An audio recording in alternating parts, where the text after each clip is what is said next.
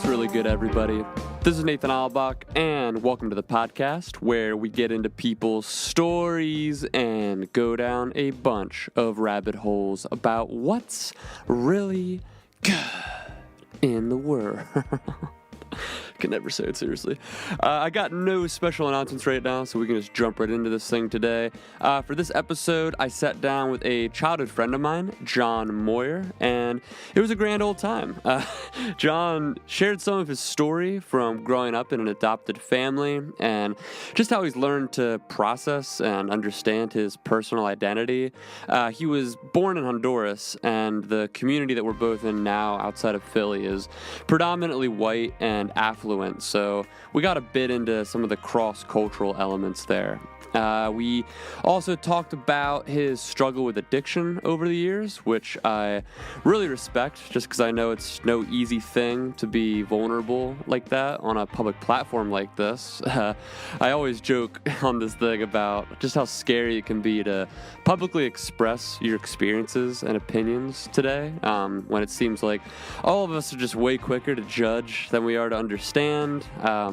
I'm just as guilty as anybody else. You know how it is. But yeah, what else we talk about? We bantered a bunch throughout the podcast on the topic of race in America and just how the kind of ideological divides are just really, really hot and really polarized right now between people.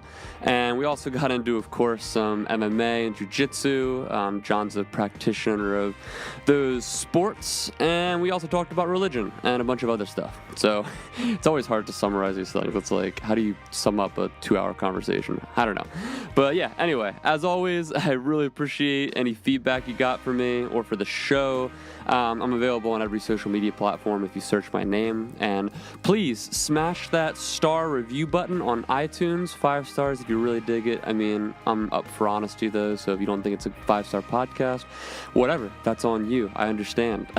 Either way, it really helps get the podcast in front of more eyeballs, which is very helpful. And I think that's everything.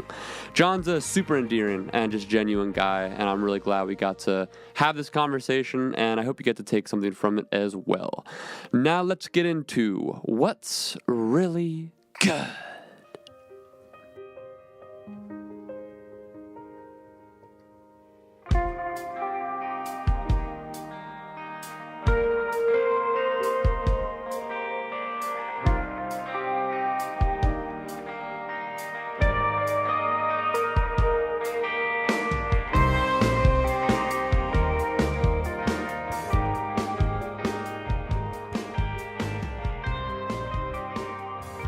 Jon Moyer, thanks for coming on the podcast. Thanks for having me. It's great to be here. You wore that shirt. It's a you good like shirt. That shirt? Who gave me this shirt? Was it like my mom or something? No, it was you. I was at a freaking UFC event. At the UFC, right? Yes, right. yes. And you freaking... For people listening, Jon's wearing a Steakum shirt. Yeah, He's rocking man. a vintage one. Yo, that's like I get an original. so many compliments on this No, thing. you don't. I really Really? do. But it's like, where did you get that thing? I'll be like, bro. Oh let my me God. tell you, my man runs the Twitter handle. Dude, that's so funny. I was trying to explain it to my I don't mom. even wear them. I was trying to explain it to my mom. I was like, so yeah, like brand names, Twitter, like you would think like what would they talk about other than like their food? But no, it's a thing, Mom. Yeah, Like, you it's know, like a personality. and you know, she like 40 seconds into it just kind of starts staring off. I'm like, all right, I lost you. But Yep.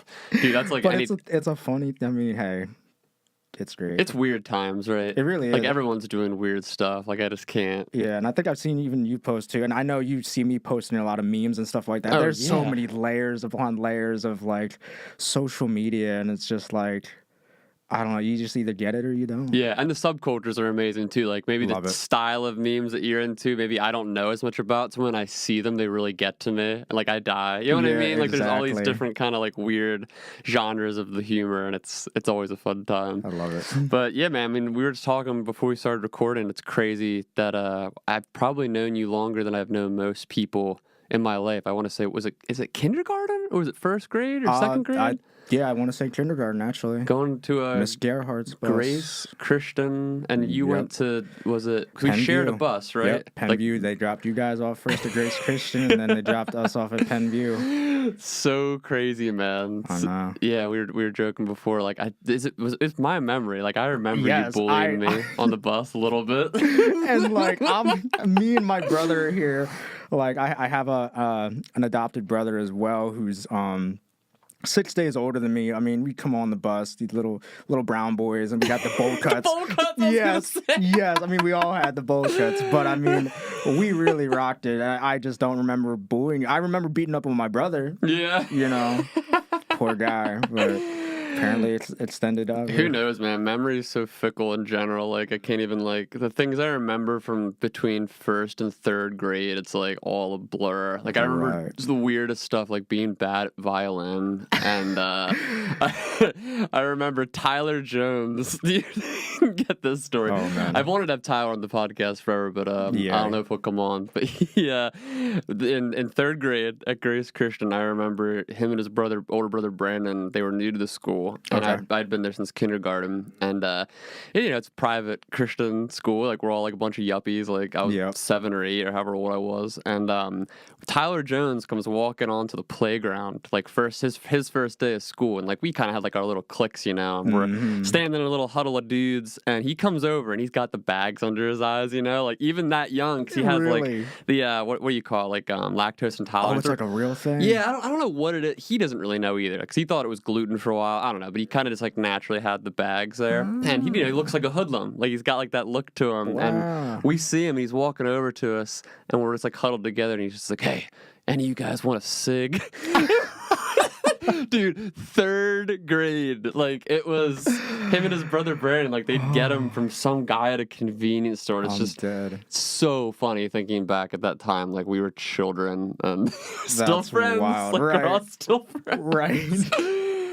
Man, but anyway, I don't want to go off too far before we give people some background, like who you are, or whatever. I was saying before, it'd be cool because I mean we've known each other, like our families grew up together in a lot of ways. So we're buds, but like you and I haven't had like a one-on-one like deep talk like this, I don't think. So it's even interesting for me. Like, I don't really know too much about your experience growing up other than what I saw on the outside. So like, what was it like for you growing up, you know, like being adopted with your brother from Honduras? Yeah, so I was born in Honduras, near the Nicaraguan border, and me and my brother, I was born in a city closer to Nicaragua, and then brought to an orphanage in Tegucigalpa, which is the capital city, and we were there in an orphanage. I want to say until we were about 11 months old. And, you know, it's just so funny the stories that continue to be told about, you know, me growing up and the way in the state I was found in. I was premature. I was maybe like 4 pounds. Really? You know, but that makes complete sense. You know, I'm actually going on a missions trip back to Honduras for the first time in my adult life with this organization called Healthy Niños, and they talked about how many of the children are just malnourished and underweight, and you know, so 4 pounds, you know, probably about average. Yeah. So they told me that they didn't. The way my parents tell me, they didn't have big enough boy clothes to fit me, so they found me in like a pink jumper. Yeah, so I was like, adorable. Yes, they thought I was a girl. You know, they thought we were going, one boy, one girl. Nope. Aha. That's amazing. Deceptive from the beginning. That's me living a double life. But, that's tremendous. So we were adopted at about 11 months old, and I remember asking my mom about it. I was just like, so what was it like, you know, going through the whole adoption process? And she said, you know, it was hard. You know, we had some different opportunities elsewhere that just didn't pan out. Like there was a child in China that we were looking at. I think another one in Nigeria maybe. And I'm thinking about this. I'm like, wait a minute. I wasn't even your first choice. Wait a minute. Mom. In the third round.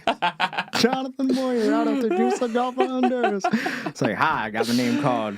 That's rich, man. Yeah, so I was like, wait a minute. She was like, look, you're here. Just be happy. How old were you when you like first started asking about it? I was probably 5 or 6. Okay, You know, wow. I didn't get too deep into those questions. That question, where I learned that was kind of more like a maybe 8 to 9 year old range. Yeah, but I mean, obviously, I would go to school and whatnot, or these larger community settings, and I would notice, you know, that my parents and I did not have the We're same. in a very like white suburban community. Yeah. The phenotypes, you know, our skin color was not the same, our hair color was not the same, our facial features were not the same, you know. But they were never shied away from it. You know, they were just like, yeah, we adopted you and your brother from a country called Honduras when you were just very young little babies, and we've been your mom and dad ever since. You know, Yeah. So I was like, okay, cool enough for me. You know, just go around, Right. you know, like, go do whatever 5-year-olds do. And Yeah. that was enough. You know, and I think it was cool for me as well to grow up with a brother. And it's funny, we're not actually biologically related. He is 6 days older than me. You know, there's all these, you know, people wanting to be culturally sensitive and, you know, like politically correct and whatnot. Me and my brother, even though we're not biologically related, look almost the same. So it's just like they all look the same. These two, You could pass as brothers, yeah, for sure. we could actually pass as Yeah. brothers. So, and we got the same skin complexion, almost the same hair type, you know, about the same height. But you know, it was great growing up with a brother and just, you know, kind of having him be my person, you know, through everything. You know, I really love him. We have a very close relationship. Even though, you know, like the first time you met us, we were on the bus fighting. Little you know. hoodlums, yeah. Yeah, That's man. normal We got brothers, into though. it. Oh yeah, that's such a brother thing. So yeah, I mean, that was really interesting. But then, you know, as I got older, I was kind of more curious about the whole cultural thing behind you know, my background and my heritage. So, you know, I started not necessarily asking questions out loud, but kind of asking them in my head. You know, I was just like, wait a minute, you know, like, because in the area that we come from, you know, in the schools that we were in, most of the people that were minorities were black. Yeah, and they would be from Philly, And they'd be actually. like from Philly, Yeah. or they'd be Asian, you know, a couple Asians, not a whole heck of a lot of Hispanics. So I grew up and I was just like, what the heck? Where is everybody Yeah. that I look like? So You this know is what I like mean? your teen years, you kind of start to I like mean, ask even questions. like 10 or 11, you know, Okay. I started noticing these Yeah, things right. and I was just like, I don't look, you know, and I think a big part of it, I almost kind of wanted to identify with the African American, you know, diaspora, because I grew up watching, you know, basketball, football, you know, like Donovan McNabb, Allen Iverson, those were the Right, guys, you know what I right, mean? right. Those were the guys. And you know, they were the closest thing to me. Mm-hmm. So that was the only real exposure to people of color that I was getting. So I was just like, man, like I want to be like that. You know Right, what I totally. mean? So, you know, I was just but then I was, you know, I would like do research. I've always been big into doing research. So I'd like, I don't know where the heck I got the information. It was before I knew and could access the internet or Wikipedia. But I you know, I saw that there was like a small, like, African diaspora in Honduras itself. It's on, what is it? One of the northern coasts where I think Okay. a lot of people from Jamaica and other, places immigrated to, and then, you know, a lot of slaves were brought there as well. Mm-hmm. So I'm like, oh, okay, I'm fairly dark skinned, you know, I must be black. Yeah. You know, like I must, Right. or at least half black or something, you Yeah. know, because you know, like when we would watch videos in Spanish class, you know, most of those people that they were in the Spanish videos talking, they were pretty light skinned. Light-skinned, yeah, you know, or absolutely. like Rubio and, you know, all this other stuff, and I'm just like, I don't look like that either. Mm-hmm. So where the heck am I? You know what I mean? So I was just like. And then when I did get to my teen years, I kind of finally really did have like this understanding, you know, and kind of even picking apart like the colorism. You know, I would see people at like the town restaurant, you know, and like the dishwashers would be like these Mexican guys who were like darker skinned. I'm like, oh, he's kind of short, he's kind of dark, he looks like me. That's me. You know what I mean? Right. Or I'd be driving by like these nice neighborhoods and seeing people out like landscaping and whatnot. And again, you know, it's like, oh, you know, and you know, that was its own thing. But unfortunately, you know, like sooner than later, I came to understand that was kind of like a negative. Like, those people were looked at kind of negatively, you know, not even necessarily from, like, a political thing or whatever, but, like, I remember, you know, like, girls in my grade being like, ew, I'm Mexican, and I was just like, I was just like, well, dang, I'm like, if that's me, you know, you're probably thinking about me like that. Yeah. I'm like, dang, that kind of sucks. So, you know, I started looking at that and kind of developing some of those feelings towards myself, but then, right adjacent to me, I have an apartment, like townhome type of thing with a bunch of different apartments, and from there was this guy that would come in, and he had like this real nice like what was it, a Buick, and it had big rims, and dude had like bass in his trunk and whatnot. Totally. And he was like, he was brown skinned like me, and he had like a chain and everything. And I think this was when I started getting into rap. I started getting into rap around like 4th grade or so, and I listened to Christian rap, of course, because that's all I was allowed to listen to at the time. You know, I listened to this guy named T-Bone, and he was this West Coast rapper, and I think he was either Mexican or like one of those white guys that could pass for a Mexican, right? Yep. You know, so I saw this guy and I was just like, yo, he looks so cool, and he looks like me too. Like, he's not like one of these like lowly peasant workers, you know what I mean? Lo and behold, those lowly peasant workers, and I look at now and it's like, man, those dudes got like of crazy course, hard work ethic, but at totally. the time, that's how I perceived it.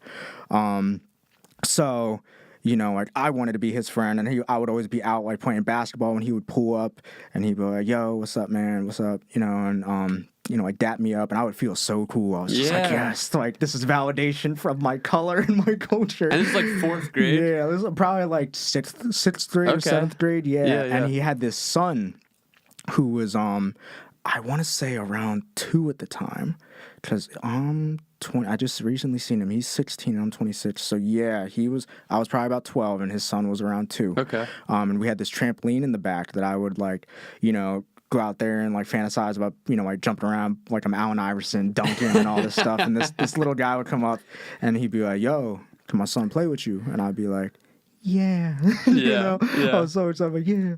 So and his son would have a grand old time on that thing. And this guy, Joito, his brother would bring his two daughters down, and they would, all 3 of them, he had like, so there was the 2-year-old who belonged to Joito, and then what is she just turned 21, so she was probably, I want to say 8 or 9. Okay. And then she had a younger sister, so they would come over for the summers, and they were there originally because an older Puerto Rican couple who was Joito and his brother Moses, their parents, you know, they emigrated from Puerto Rico to here, and then Joito came, brought his son, and then Moses would bring the girls down. So they would start having these barbecues out back my house, and you know, my dad always out mowing the lawn. My dad he's got such a work ethic on him. He's always working. So funny, like the Hispanic people there's always Hispanic people in that townhouse that live next to me, and they always comment about like how hard of a worker they He's is. like always outside. They're always just like, yo, he works like us. And I was just like, my man, you know. I'm like, Dad, give me street cred, amen. So like I started hanging out with these kids who were closer to my age.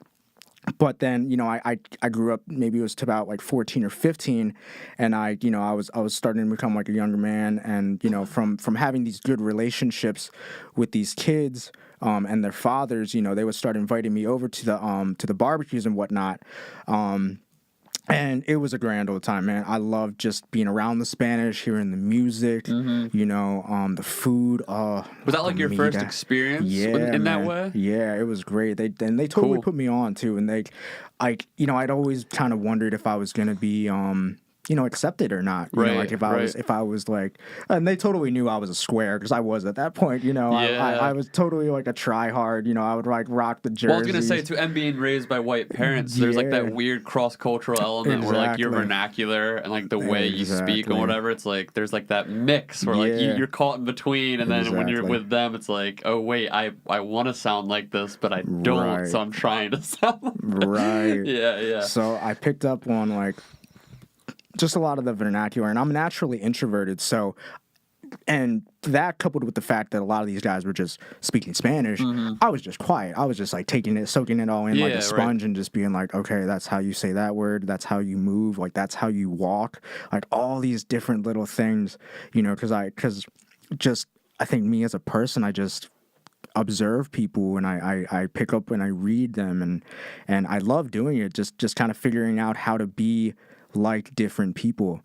So, you know, I've even been called, you know, like kind of like a cultural chameleon because I can just blend wherever I go because I just have these very different community groups that I'm in, you know, not to go off too far, but like the mixed martial arts community, these Puerto Rican people that I know living in Haiti, my white American Mennonite background, and then myself. So it's just, you know, this is kind of where I got my start with all that. Yeah.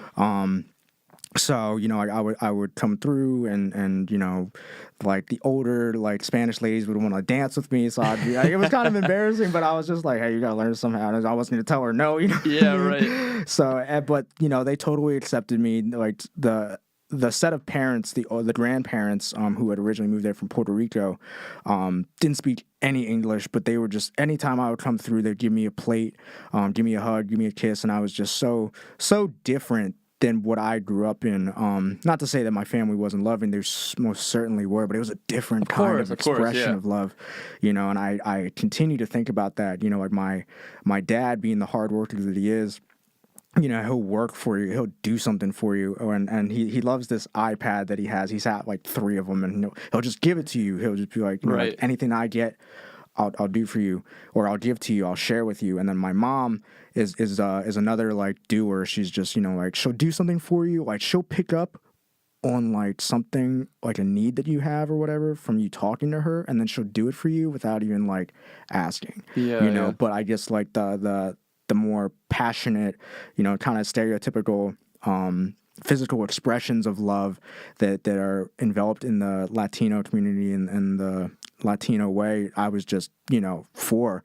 Another tidbit from my past and growing up, I actually, I don't know if you can see it, I have a scar on the top of my head. Yeah.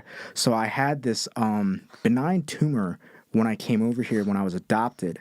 And my grandmother told the story yesterday as we were out for my parents' 35th anniversary. Shout out to them.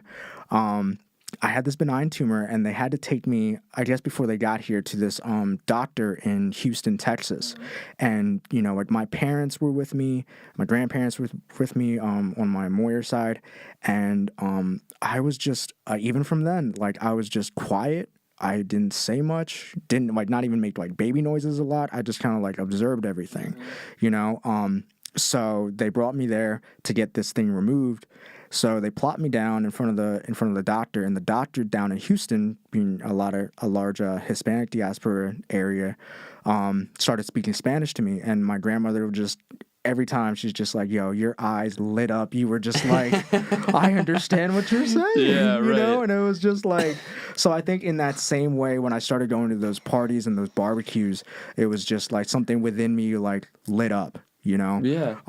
Because it was just like, this feels right. Right. You know what I mean? Get into like what I guess, like obviously your parents loved you and your family loves you. I know your family, they're tremendous people. Love them. But you kind of, to what you're hinting at here, like just the cross-cultural differences and like how they perceive race and like how they perceive like your like just this whole process of insofar as like adopting you, because obviously like how they're perceiving this whole situation is gonna be different than how you're perceiving it growing up. So like what were those conversations like as you got older? Dude, that's the Swiss Swiss, Dutch, German in them. They don't talk about it, man. They don't talk about it. It's so great. Yeah. I'm like, I'd be really trying to dig into them, you know. When did you start trying to talk to them about it? I think when I was probably developing like 13, 14, you know, starting to have these like higher levels of thought and whatnot. And I was just like, so what made you want to adopt and all this? And you know, my mom, God bless her soul, she was just like, you know, I'd always kind of dreamt of being a mom, you know, and that was really something I wanted more than anything. And you know, the older I got, I think we had that conversation again when I was maybe like 19 or 20, and she shared about how she had miscarriages, and I was just like, dang, you know, like, yeah. So I can understand maybe that's why she didn't want to go into it too deep when I was younger. But then, you know, I was also like, so why international, you know? And she was just like, you know, I think it's something that our church had always kind of not necessarily pushed international adoption, but pushed international service and, you know, like trying to build a global community. So it was just something we wanted to try to do. Yeah. You know? So, it was interesting. Though my parents never shied away from talking to me about, you know, the race stuff and whatnot. I wouldn't say they necessarily, pushed it. Like highlighted it totally. Yeah. Because I mean, like nowadays, if you're about to do like a transracial adoption or whatever, they'll almost make sure that you, if you're not of that, you know, child's racial or ethnic group, that you have someone there that's gonna like kind of help them, like a mediator. Essentially of the culture, and just kind of help them, you know, understand what that's gonna be like, you know, and for. As much as I you know, love them and whatever, I know they wish I didn't get some of the experiences that I got with that one family, you know, the one uncle kind of had and has a drinking problem, and that's where I kind of first got exposed to drinking, you know, because a lot of those barbecues, you know, there's a lot of Coronas going around and all the liquor, and it was I mean, it was fun times, but at the same time it was just like, oh man, at what price? Yeah. You know what I mean? But, you know, hey, it made me what I am. I'm still here. You know, I just got to be thankful for it. Yeah. I know you mentioned briefly that, like, you kind of remember being really young and hearing, like, some girls say, like, kind of offhandedly, like, oh, like, don't date him, he's a Mexican. And like aggressions like that. Like, do you, growing up in your school, because I mean, it was a private institution, like, what was your experience like going through like junior high, high school, insofar as like kind of standing out like a sore thumb? Yeah, I think it was a double-edged sword. I think I had those little microaggressions on my mind, but because I had them on my mind, and I allowed them to wilt my self-confidence, it didn't allow me to be like what I could have been, because I was just so I was already so sure I was going to get shot down by everybody and everything, you know, and I would see things that I think, you know, there was some truth to. You know, I noticed, you know, in where we went to high school and whatnot, you know, like the girls that I tended to like either the black guys or like or white guys, you know, and it just didn't seem like, you know, that was going to change, you know what I mean? Like, and, you know, just thinking in so much as our whole culture as a large norm, you know, like the most popular people are not necessarily Hispanic. They're either black or white, because the majority of artists that we hear are black or white. Right. You know, only now are we starting to hear, you know, like Bruno Mars and, you know, like all like or even mixed race guys, you know, and whatnot. But, you know, and then even thinking about the culture about where we grew up in, you know, it was definitely, you know, a lot more like you either had the people that liked the rap and the hip hop, or you had the people that liked country music, you know, and I could see those people just kind of sticking within their own right, like they had their own identities, totally. So and then you're kind of like stuck in the middle because you don't have like a group. So, you know, so rather than like kind of embracing where I, you know, kind of came from, I think I tried to gravitate to what I thought people wanted to see. You know what I mean? Like, because like you have to pretend either way. It's like you have to either have to like do like not pretend, but like you said, kind of adapt. Oh, like no, you either have to adapt. Well, you know what I mean. Like you kind of say you can like adapt kind of to different cultural groups. Like you'd either have to push more into the direction of like acting white or acting black. Like you kind of have to like pick like a crew that who do you want to appease more, because you have to fit into one of these groups. Exactly. And you know, like I felt like I could identify more with black people because obviously I have a different phenotype, I look different, but I couldn't speak Spanish. See, there was the language barrier as well. So if I was able to like speak with the people that that look like me, that are culturally like me, that are from the same region as me, then you know I would have been able to pick up more on like, you know, just like the little cultural intricacies, but I didn't have access to that because I didn't speak the language. So I worked with what I had. Yeah. You know, and like just seeing, I guess, and you know, through my relationship with that guy Joito, who became like a big brother to me. You know, hearing about guys like Big Pun and Fat Joe and stuff like that. It's like, okay, there's guys that, you know, in New York, Brooklyn, all those big Puerto Rican diaspora places that speak English, and you know, like, as far as you could tell, like, yeah, they have like an accent on a lot of the words, but the culture is so shared with African Americans that it's almost indistinguishable. So I'm like, all right, if I go that route, you know, like no one's gonna like raise a red flag. Wait a minute, you know, if I come in with like country boots, you know, it's gonna be like country boots. You know what I mean? Oh man. But ironically, now I sit here and I think, I'm like, hey man, if I was in San Antonio or Houston, it'd be a vibe. Rocket, you know what I mean? rocket, because there's so many of the freaking. Oh my god, so funny, man. So, do you think? Okay, let me ask you this, because we haven't really ever talked about this before, and I have my own perceptions and memories and experiences from specifically like Christopher Dock. Because we both went there for.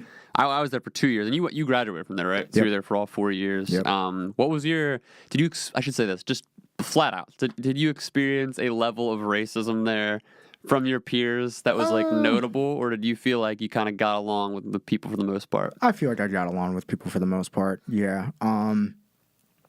Yeah, I mean, if anything, things were like little microaggressions. I think it was actually worse in like elementary school and middle school, actually, because I mean, people would say things, you know, and not because they're being kids. Don't get it. Like maybe they heard it from like an older sibling, or they saw like on some show or whatever. Exactly. Like you know, and some of the stuff I look back and it's actually, I mean, sure, it hurt my feelings, but it was kind of funny. Like somebody referred to me as like Johnny Tsunami, because like that was about as close as you could get to me at that point. You know, what a great movie. I know, right? I'm just like, dude, he was cool, but I mean, at the time, I let it hurt my feelings. Like, oh my god, you know, somebody called me like, somebody. Well, it depends how they say it too. Like if they're being like a bully about it, then like like get over here, Johnny Tsunami, and then all of a sudden you're like, wait, what the hell, dude? Like, and I remember another person called me like a Hawaiian retard. I'm like, number one, I'm not even Hawaiian. Like, oh my god, you know, I was just like, dang, man.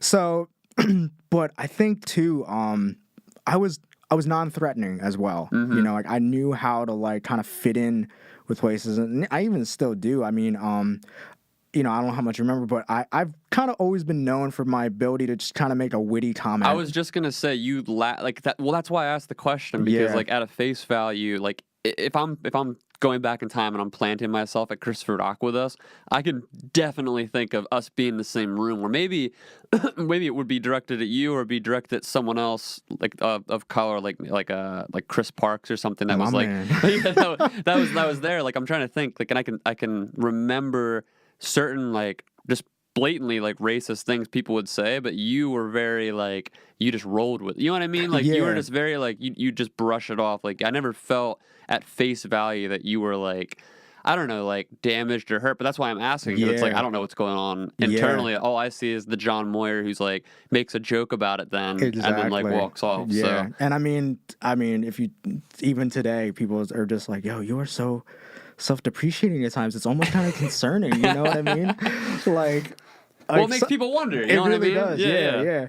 You know, but like I did it to a T, because I was just like, look, if you're gonna make fun of me, I'm gonna do it better than you. You know what I mean? Just kind of like own it and not let it affect you. For sure, you know. Or if I think at this point in my life, I am owning it and then not letting it affect me. I think in the past I would kind of own it, make something better out of it, but then take the emotions that it actually caused and then stuff them. Yeah. You know what I mean? So that's what I'm saying. Like, did you feel like you were you dealing with a certain level of like prejudice that you were having to kind of suppress in those years, or nothing major? Nothing major. Okay. Yeah, because like I knew most of the jokes were done in good fun, just because I knew like the delivery and whatnot.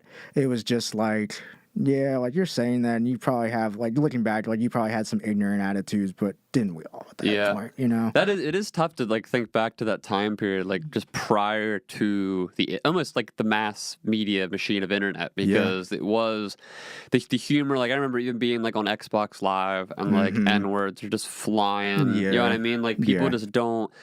We didn't really think about it. Like even the word faggot. Like I remember like when that word was like at its peak popularity, and like people just said it so like nonchalantly, like as just like it was almost viewed to some people the same way you'd say the word jerk. You know what I mean? Whereas like obviously the people who were on the butt end of it didn't feel that way. But it's odd to think back at the time, because like I get what you're saying. Like there's a certain degree of how can we like look inside someone's head or heart and be like, this was your intention? Because like it's always said in this like joking, like there weren't, at least not as I recall, at least at Christopher Doc, there weren't people who were making overt racist comments in a way that seemed threatening. It was always guised under like humor. You know what I mean? Like you're saying, microaggressions. So it's like hard to know how much of this was like built on real prejudice or like you said, ignorance, because like it could easily go either which way, so it's hard to know in a lot of those cases. Exactly. Yeah. I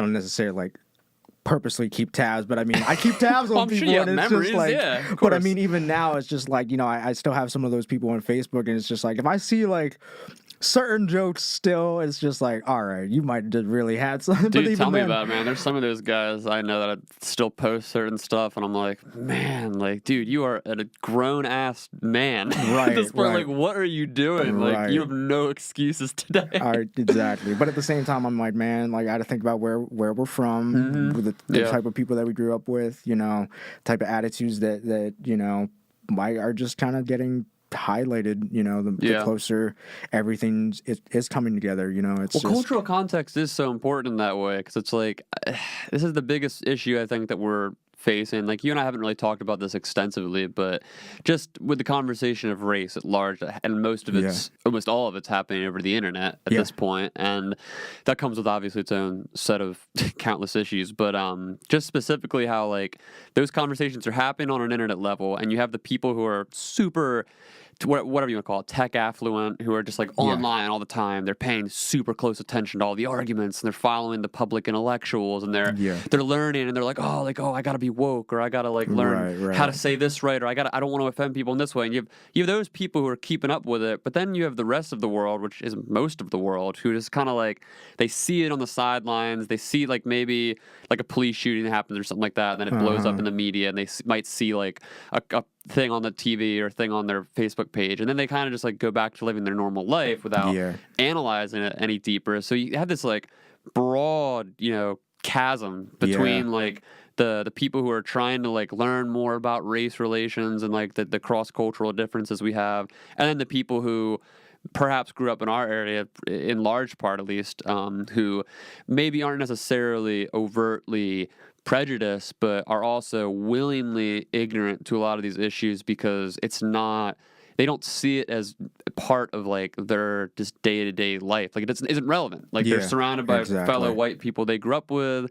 They're locked into whatever their job and their local community and church is doing, and it's not really something that comes across the radar. So it's like to expect there's these different varying levels of expectation, which is like hard to manage when you're having these conversations. For sure. And I think for myself, you know, it was I needed to have that exploration time because it was bound to happen anyway. I mean, I was just, you know, so confused about myself, my cultural identity, and then, you know, subscribing because of my own cultural insecurity, you know, to a lot of the issues that Black people go through and whatnot, you know, and then creating super close friendships, you know, like in my junior year, you know, I became friends with these two guys, Tommy and my friend Jason, you know, who were both Black, and I care about people naturally, you know, so, but it was just like there's this discussion about how people just use the culture rather than actually engaging in the people that the culture comes from. But I was like, no, like these are my friends, you know. Like So you like felt so like immersed in it. so when the police shootings and stuff like that happened, like I was just like, wow, this is really like making me think right now. And then like one of my best friends, who as well, Donovan, he grew up to become a cop, and he's half Trinidadian and he's half white. So like we all grew up together, and then we had started having these conversations. We were at these parties together, and then next thing you know, like we're on like opposite sides of this spectrum, and I feel like like so many times I'm in the middle of it. You know what I mean? Because I'm just like, wait a minute, like that's my boy, but that's my boy on the other side too, and I'm like, dang, what do I do? You know what I mean? So I'm like, man, I gotta like get more information. You know what I mean? Because I don't want to I can't subscribe to one side or another because my loyalty. I'm not. You're gonna, so split. Yeah, I'm not gonna. You know, forsake one for the other. You know what I mean? Well, so like obviously going back through all this, like you're talking about, your kind of your upbringing evolved and your understanding of your cultural identity evolved throughout being a kid and becoming a teenager in high school and all that. So I mean, I guess it was 2013 when Black Lives Matter launched and like the shootings became pretty highlighted in media. Was that like not a kickoff point, but was that like a spark that like launched you further into this, or were you kind of like just exploring it before all that? For sure, I had been exploring it. But that, like you're saying, like with Donovan, like did that like launch like that more? That kickstarted it. But I mean, even it was funny. Like I was subscribed to a lot of these issues on like a deeper level.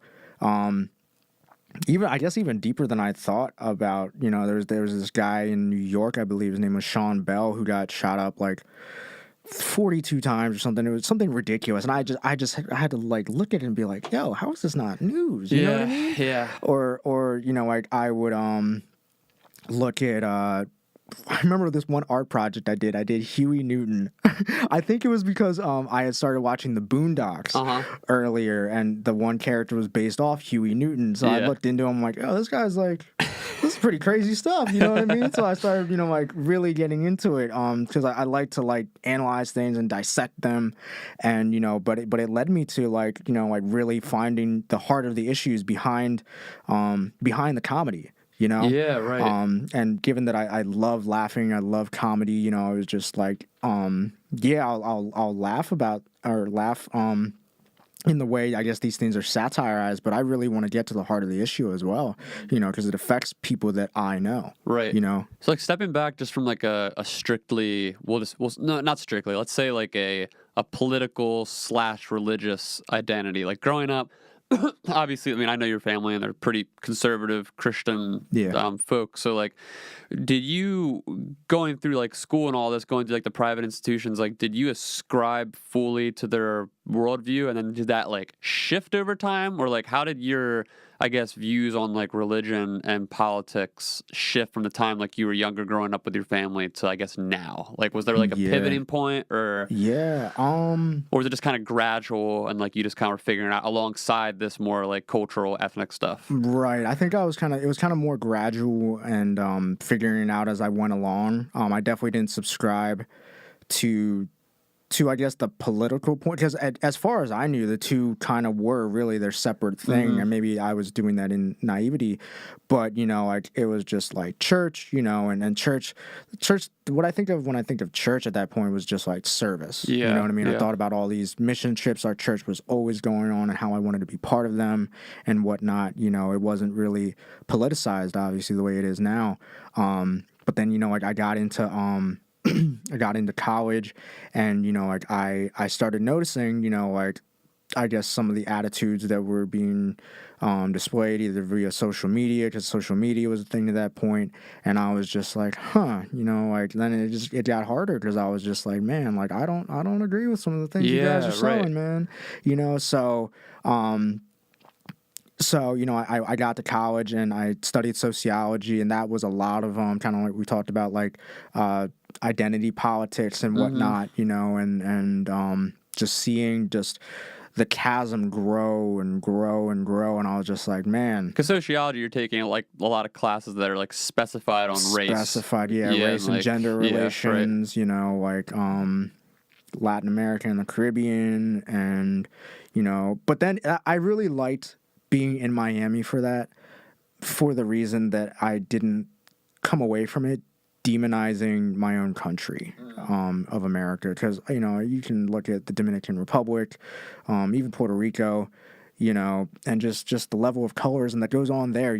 I in my naivety, I thought I was going to go down there, because I felt at times, I think sometimes it was kind of delusional and self-perceived, but other times it was real that I kind of had faced some prejudice from some of the cops. And sure, I was getting into trouble. I shouldn't have been doing that stuff in the first place. But some of those guys were just like really like giving me a hard time for no reason, and or pulling me over for no reason. Like one time I remember I was just like bumping my system, and they were just like, "No, you can't do that." And I was just like, "Is this breaking the law?" Right. I was like a 19-year-old kid, and I was still about the same size, only skinnier. So it's just like, really, like, this is the guy you're gonna pick on, But then I thought I was gonna go down to Miami. I'm like, oh, it's gonna be this huge hub of like Latino people, and we're all just like hold hands and sing "Kumbaya" in Spanish. I don't know how they say "Kumbaya" in Spanish. You know what I mean?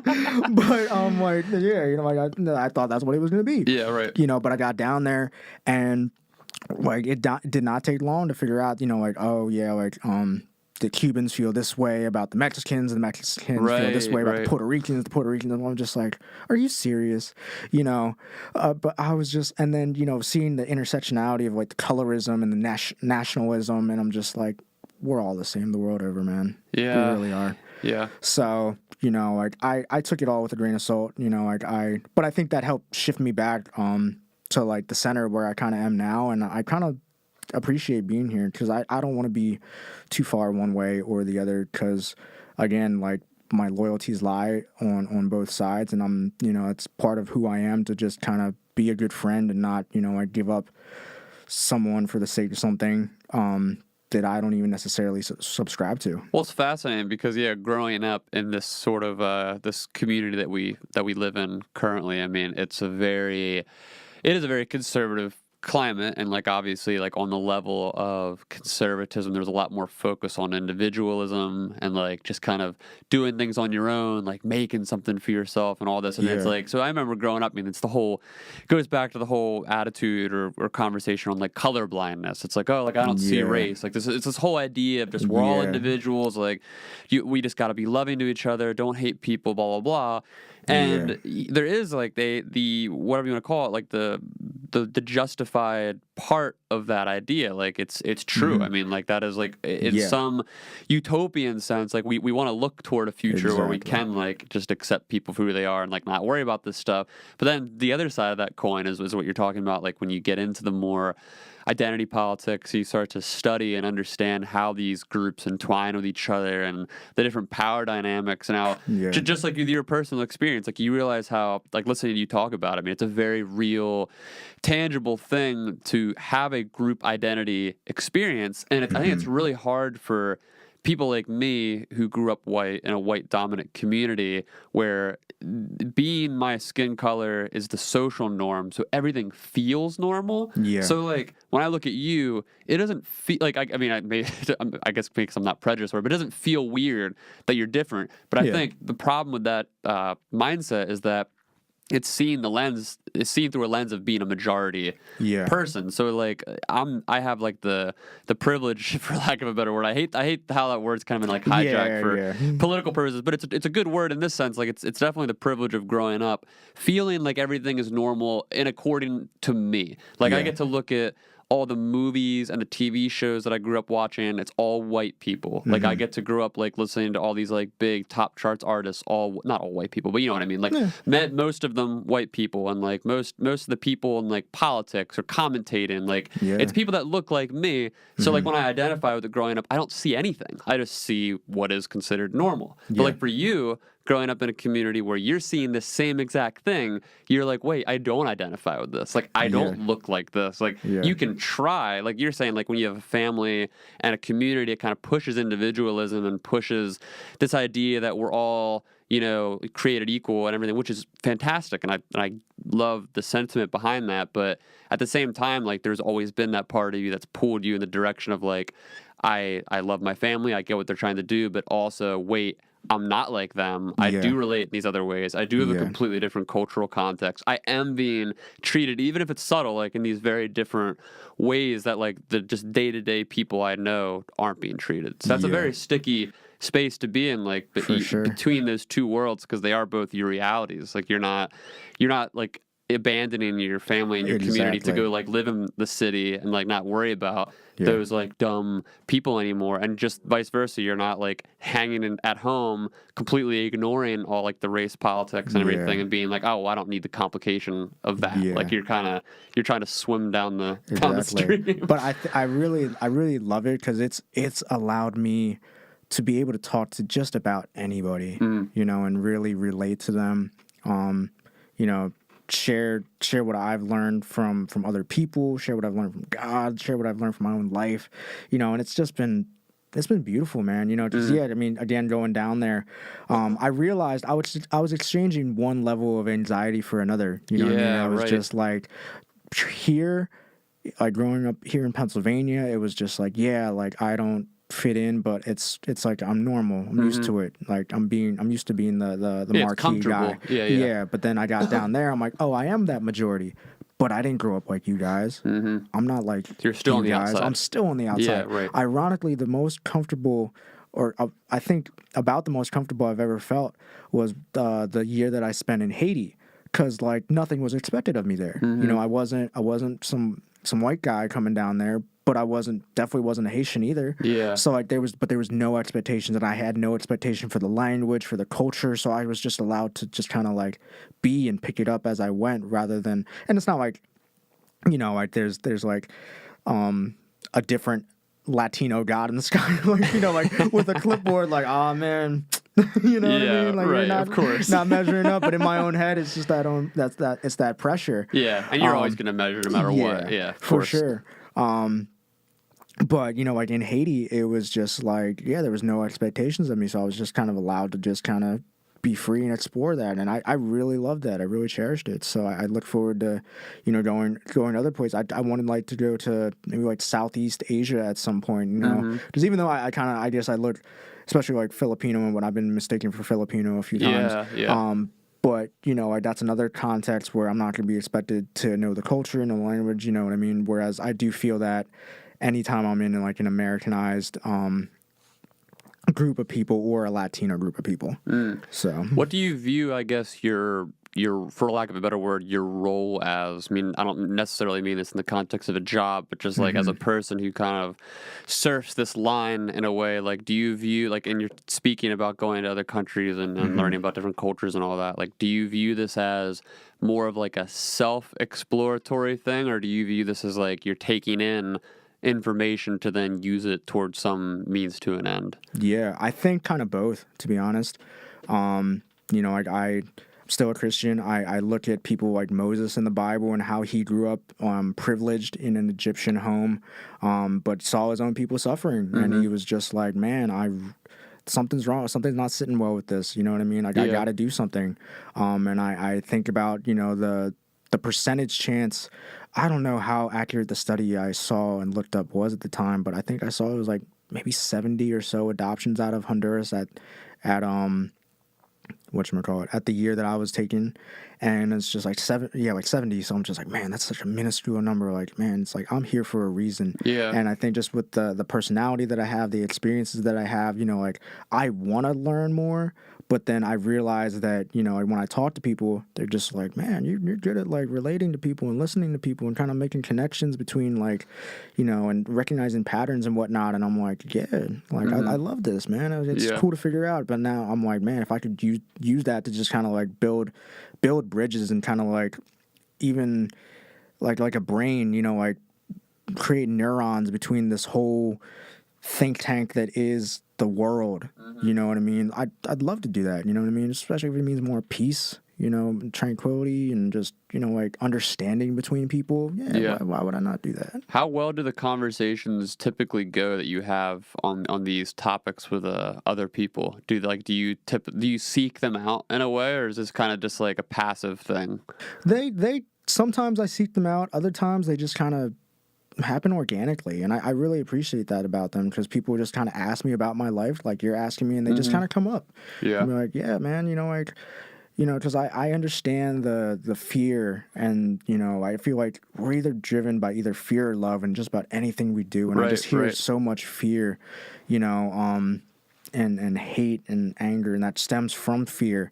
And I just, but at the same time, I'm just like, man, no, like, I got to tell you guys about love. Yeah. You know what I mean? Like, I hear about these things, that I think a lot of people would take, who are minorities, and learning about the culture, history of America and what we were built upon. And it's just like, man, I really want to hate some white people. But I'm like, man, like, like growing up in my family's white. I'm not gonna, like, disown them, demonize them, like whatnot. Right. They really had nothing to do with it. Now, are we still working through things? Are we still perpetuating things? Yeah, but you know what? We're not really treating our own people that well either. You know what I mean? Like, we all got stuff to work on. Why don't we, like, stop? Like, literally take the log out of your own eye and stop worrying about the speck in his. You know what I mean? Yeah. So it's just like, but kind of explaining the situations and the relationships that I have and how I've built them.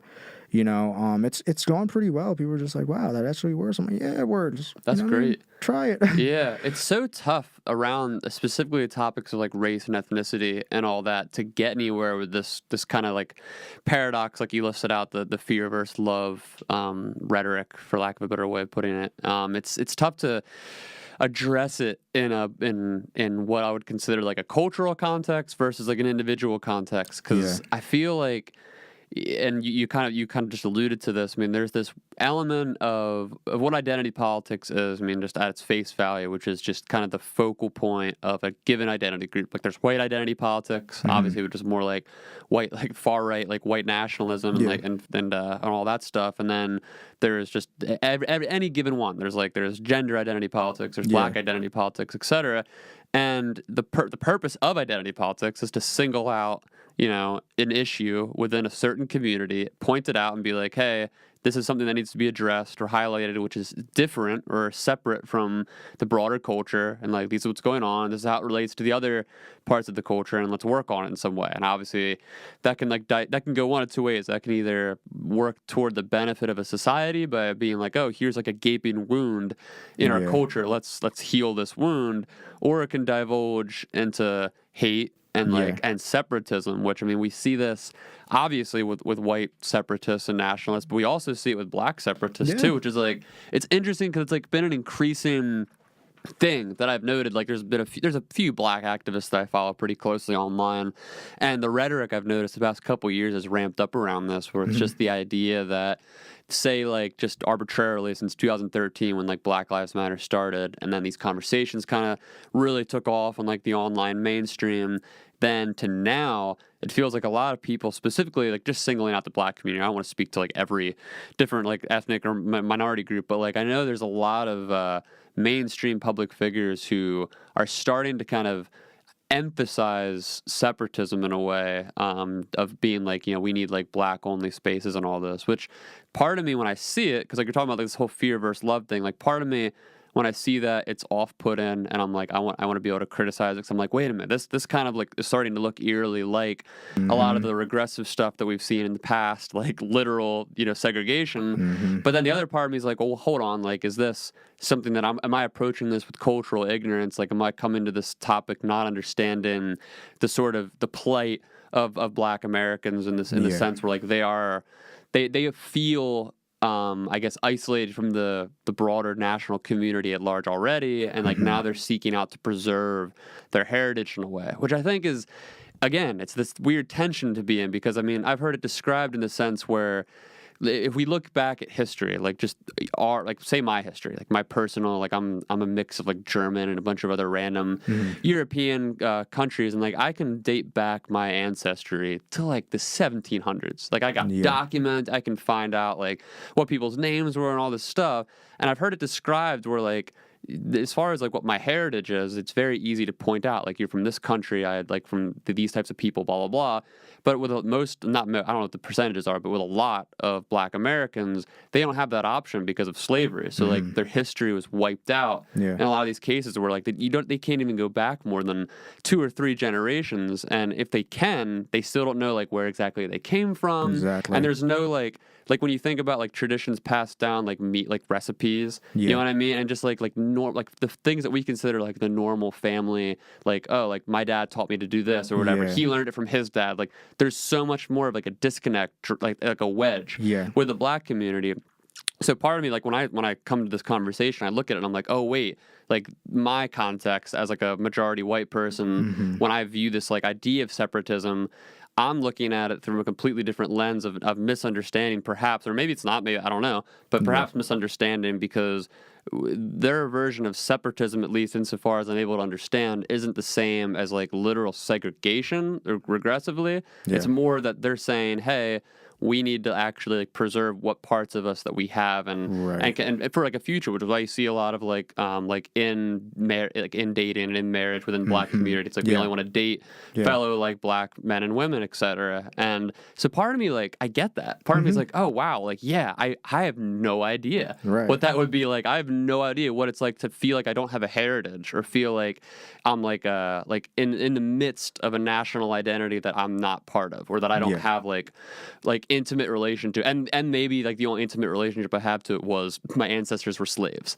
Yeah. You know what I mean? So like part Yeah. of me gets that, but then like the other part of me, which is like I guess what do you want to call it? Like the fallback. Like me, it's just like a comfortable white person in America. Like my initial gut reaction is skepticism and like, wait a minute, hold up. So I'm kind of with you in a sense. Like I'm kind of caught when a lot of these issues hit the mainstream, like the limelight. I constantly find myself pushing and pulling on them because I want to have empathy. Like I want to understand like where I'm like completely out of the loop. I'm completely like from the outside of a cultural context, and I want to learn about it. Yeah. And I also still want to maintain some level of personal integrity and personal, I guess, belief about the world. So it kind of like those things are constantly at odds because I don't really know what the answer is in a case like that, like specifically around this idea of like separatism and like identity politics, because it is such a visceral thing. Like you're talking Yeah. about like race, gender, like even like religion to a degree, like very like intimate things, intimate aspects of human identity. Like when you start to talk about them, it's really dicey to start like making absolute statements and like, Exactly. you know what I mean? It's like I'm with you, man. Like I feel so lost on all these conversations because I feel like they don't they don't happen terribly often between the groups. Like it's not hard to find conversations online like within the Black community. Like you'll find conversations. I'm trying to think off the top of my head. Like you'll find Ta-Nehisi Coates talking to like Cornel West or whatever. You know what I mean? Like you'll find like tons of these conversations like within these sort of like semi-related groups within a community, but you don't find a lot of like Ta-Nehisi Coates talking to like like I don't know, like Andrew Sullivan or some like Republican or conservative writer, like someone or some white person who maybe falls outside this understanding of identity politics. So it's tough to like move forward with any certainty in any of these areas. It's a lot of ambiguity, you know? It is. Yeah. But hey, we're working with what he got. Yeah. You know what I mean? Right. That's all we Well, how got. do you feel about how do you feel like the national conversations around like the topic of race, ethnicity, all this is headed? Like, do you feel like it's becoming more, I don't want to say like enlightened, but more just like inclusive toward the broader like national community, or do you feel like we're kind of moving backwards? Like, what's your like kind of general thoughts? I think it's always good to just kind of question too, like what we see and what's actually happening could be two different things. Like it could look like it's, you know, Like on Twitter or right, something? yeah, regressing back. You know, the loudest voices tend to be the most popular. You know, but there could be real people making a lot of real change behind the scenes that, you know, maybe you're purposely or not purposely doing it, kind of more behind the scenes, just so it's just like, okay, you know, like if we put this on like a public forum, you know, like maybe then it just gets like dissected or just, you know, misconstrued and all this other stuff. And maybe it's better if we just kind of like have these conversations, you know, person to person, like we're having right now, you know. So yeah, I mean, it's hard to say. I'm really starting to kind of trying to get back into it. I mean, it's hard too. Like you hold down a job, and It's hard to just keep like, up with anything. you know what I mean? Yeah. I mean, even when you were talking, I was just like, man, there's people that go to school for a PhD in African American studies itself. So they're like, just there's so much to delve into Yeah. on every single level. It's just like. It's hard. It's hard. Well, that's what I mean. That's a big part of my thought process with all this because I'm similar to you. I mean, I have like an inherent interest in these topics, so Yeah. like it's almost like my sports. Yeah. Like some people get like super attached to the Eagles or whatever. Like I like to follow politics at a pretty, so not like as there's always comparative levels. Like I know Yeah, people who yeah, are yeah. like so deep in the literature and like the source Right, material right. where I'm like, Jesus, like you're a mega nerd compared to me. Right. But I'm like the nerdiest person that I know that's Yeah, into the, you know yeah, what I mean? So yeah. it's like there's always someone You to compare care. to. It's part of your soul. It's part of your being. You want to know this. Yeah, so like for me personally, I mean like it is really tough, like you said, to know like what the broader perception is on like a national level and on like Yeah. a personal like or more communal level because you see the highlights on social media and it's like, oh god, like maybe in some areas like some other areas over here maybe it feels like we're getting more more like woke or whatever, Yeah, or yeah. whatever. Like maybe like we feel that way, but then over here we're feeling, oh man, wow, this still feels super polarized Yeah. and divided. And I feel almost the exact same way. I mean, in a lot of ways, social media is like a exaggerated microscope of reality. But like even on personal communal levels, I feel like it's very similar. Like there's Yeah. people like you, who I can talk to, and I'm like, oh, this person seems super into this, like super like keen to these ideas and whatnot. But then Yeah. I talk to a lot of other people, and it's like when I start asking them these types of questions, it literally you can see it in their eyes. It's like, oh, they've never been asked this before, or Right. they've never, not that they've never thought of it, but they've never had a deep thought about it. It's like Yeah. obviously they've thought it, like the ideas have crossed their mind, but they've never like explored those ideas, which I think is really telling. Yeah, and I think now that you actually mentioned it about like the communal level of things, like I want to become more of a nerd in like the politics, and that's I ask you about it, like I go to the source, and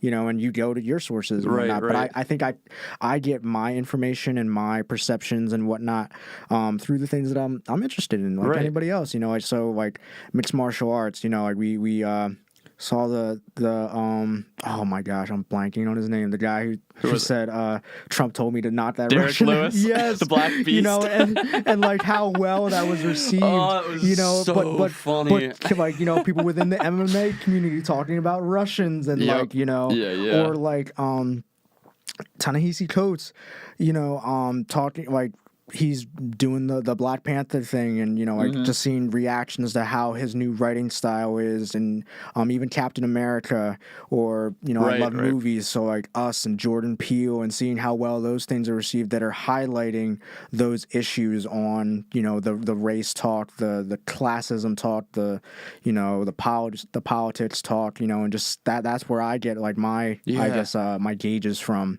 you know what I mean, hip hop, like those places. But yeah, and then just trying to tie them together. I mean, it's a lot of work, but at the same time, it's fun. Like if you like it, like you said, if you like it, like a lot of people like rooting for the Eagles. I love the Sixers a lot. I'm hoping they pull through and beat Toronto. Like Right, it's fun. Like it's gonna turn into a labor of love. Obviously, I do Brazilian Jiu-Jitsu and whatnot, and I've been working on striking more lately. And like initially.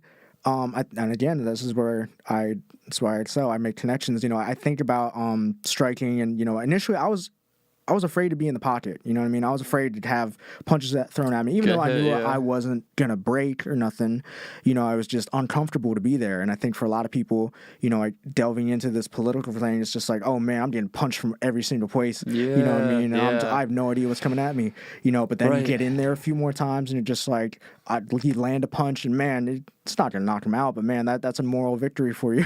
What a metaphor! I mean? That's a great metaphor. And then like next thing you know, you're working, you're bobbing, you're weaving, you're keeping your eyes up, and you're like running more, and you're like, man, I can like last a few rounds, and like, okay, now I have things to work on, and I try to take my coach's advice, and he's just like, hey man, I don't try to be a superstar right now, just I like, what do you say, slow is smooth and smooth is fast. That's all you need to work on right now. And I was just like, all right, cool. And technique always comes first. Exactly. Yeah. Submission or position before submission. Yep. You know, like all that stuff, man. I feel like I've gotten so many life lessons out of fighting, you know, that I relate to everything else. You know what I mean? My Christian walk, my walk in recovery from alcoholism, my walk in just dealing with politics and different people and whatnot. It's been great. So I mean, just this, you know, like learning how to, like, I feel like we're in that phase right now. You know, like we're finally, as a nation, kind of like through social media in this fight, and like taking all these blows from all these different angles, and we have no idea what the heck we're doing, and that's okay. Yeah, but you got to get in there. That's such a good metaphor, though, because it really does. I mean, I have felt this for years. I mean, it's not a. I think people on the outside, because we all put on a front, just like in fighting, like you don't want to show that you're hurt. You know what I mean? For sure. When you post, like if I'm posting on Facebook or Twitter or wherever, or on this podcast talking about politics, and if I post, and people who know me, I kind of just, personality-wise, like I just speak with confidence. Like it's not something I'm trying to do. I just I am that way. So like naturally, a lot of times, like if I put out an idea, I'm putting it out in a way that, whether I mean it to or not, is coming off like, it could be coming off arrogant, or it could be coming off like I really like feel really strongly about this thing. In a lot of cases, I do feel really strongly about it, but I'm doing it in a lot of those cases, putting on a front that I want people to perceive me like I have it figured out, or that I am, you know, like in some kind of right, because the truth is, like underneath all that, the truth is that it is super damaging to go through the ringer when you're trying to learn about like these deeper issues in like politics, because you're constantly, if you're doing it in a way that has integrity, like your ideas are constantly being challenged. For sure. You know what I mean? Like if you're a conservative and you're waking up every day and you're watching Fox News, or you're watching Ben Shapiro, or you're listening to like Andrew Klavan or whoever it might be, and that's all you're doing, your ideas are, you're not even really participating. You're not. Like it's the same on the left. Like if you're waking up, you're watching CNN, you go to sleep watching SNL or John Oliver or whatever, like you aren't participating. You're just being fed what you already think. But if you're going you're just working the bag. Yeah, exactly. You're working the speed bag. Exactly. But if you're going into these situations, like trying to have arguments with the opposing side, or trying to listen, like if you're a conservative and you're trying to read Vox, or if you're not supposed to do that. Yeah. But if you're doing that, like it hurts. It literally hurts. I mean, like it hurts you on two levels. Whether you're going into it with a learning mindset to like improve in empathy and like see both sides, whatever that might be, or even if you're just going into it for your own selfish reasons to like reinforce your preconceived biases, like no matter what, it's painful to absorb strikes from your opposition in a way where it's like making you vulnerable. So when you go to these situations where like you and I maybe are having a conversation, or I post on Facebook or whatever, there's a certain level of like having to cut, like it literally is like you're fronting, like you're putting your best self out there, because you don't want people to see how vulnerable you've really been, and how much you've had to change and like shed colors over the years. And really, like it's a really good metaphor to put it, because I do think that, you know, if you're someone who's participated in this spectrum at all, I mean, like you've experienced some type of loss or pain. Like it's impossible. I joke, like my dad says this all the time, like, and I say it too to a degree. Like my dad always says, like, you can't offend me. I'm inoffendable. And like I love my dad. I think that's total crap. Like he definitely can be offended. Like there's if I'm going at him, like attacking his identity. If I'm someone attacking his identity as like a Christian or as a conservative, or I'm challenging, like even just being a white guy. You know what I mean? Like if I was just like, you only think this because you're white. Something you truly values. Yeah, of course. Even his identity stuff, like even just his race, whatever, which I don't think he thinks about consciously, but if I attack him on that, he's going to be like, what the hell? Like, that's not, you know what I mean? Like, that's not a basis for you to attack me. Like, he's going to get offended. Yeah. You know what I mean? So, like, people, we all are very susceptible to being hurt in these encounters. So like I do think that there's something to be said, like you're saying, when people get out there, like maybe they get their first taste of like a Facebook argument, or like even just arguing with a friend that sees differently than them. A lot of times they just like retreat. It's like, well, I don't want to deal with this. Like this is painful. Like I don't want to fight with my mom, or I don't want to fight with my best friend. Like let's just talk about sports. Let's talk about something else. Like we shouldn't have to deal with this. And I think there's something to be said about, like you're saying, gaining that value from MMA and BJJ or whatever, like just training and being able to execute that same value set across these other like mediums in your life, which I think is so That's really important, I think. And like given the individualism of the sport, I think it can be easy to like, like think about it like I'm gonna go in here and I'm just gonna like do my best and whoop on this guy and like good for me. You know what I mean? Right. But it's like, dude, that's your teammate. He's making you better. Like Exactly. as a country, we're all stuck here together. Yep. We might as well try to make this like look at him like, yo, he's on. He's why he subscribes to the same gym I am, man. Like if I don't help make him better, I'm not gonna. What point is there being the best guy in a bad that's gym? another perfect example. It's like no man is an island. Exactly. It's like an individual sport. We're watching these guys by the time they make it to the cage, it's like, oh wow, 1v1. It's just Conor McGregor versus Khabib Nurmagomedov. But we don't see it's the coaches, it's the teammates, it's the previous opponents, dietitians. It's the dietitians. It's even their parents, how they were raised. It's their biology. Like there's all these other like competing environmental factors that like brought them to that moment. It's not so it is an individual, but it's not. It's like it's both. It's like the individual and the group together. Exactly. That's great. Oh, I love that. Why is MMA such a great metaphor? Dude, I'm telling you, man. I'm telling you, man. People don't get it. Like, man, you just like to like roll around with other guys and get sweaty and whatnot. I'm like, dude, it's so much deeper. So, and I love that about MMA, about Brazilian Jiu-Jitsu, because like in a way, it allows you to get to know somebody so much better, than just about anything else. Because you're going to see how vulnerable they are. You're going to see their point of, like, tapping. You know what I mean? Right. Like, not to go too dark or anything, but I mean, one of my favorite quotes from The Dark Knight is, the Joker talking about how he saw those little emotions in somebody in their last moments. And, like, in a fight, you see those things, it's just like, I see, like, you put on that front, but we're gonna get there, and we're gonna see what you're actually about, you know what I mean? But at the same time, what I love about MMA is that afterwards, in most cases, they dap it up and they hug, and it's just like, dude, I saw you and you saw me. We saw what we were about, and everybody else did too. Yeah. But they only got like it as a performance. I got it as an experience. I've like known you. You know what I mean? Definitely. And it's just like, dang, you know what I mean? So like, if we get to do this, like we again just get to see like through these talks, through these interactions, it's just like, man, like I respect you for yourself. I've seen into you.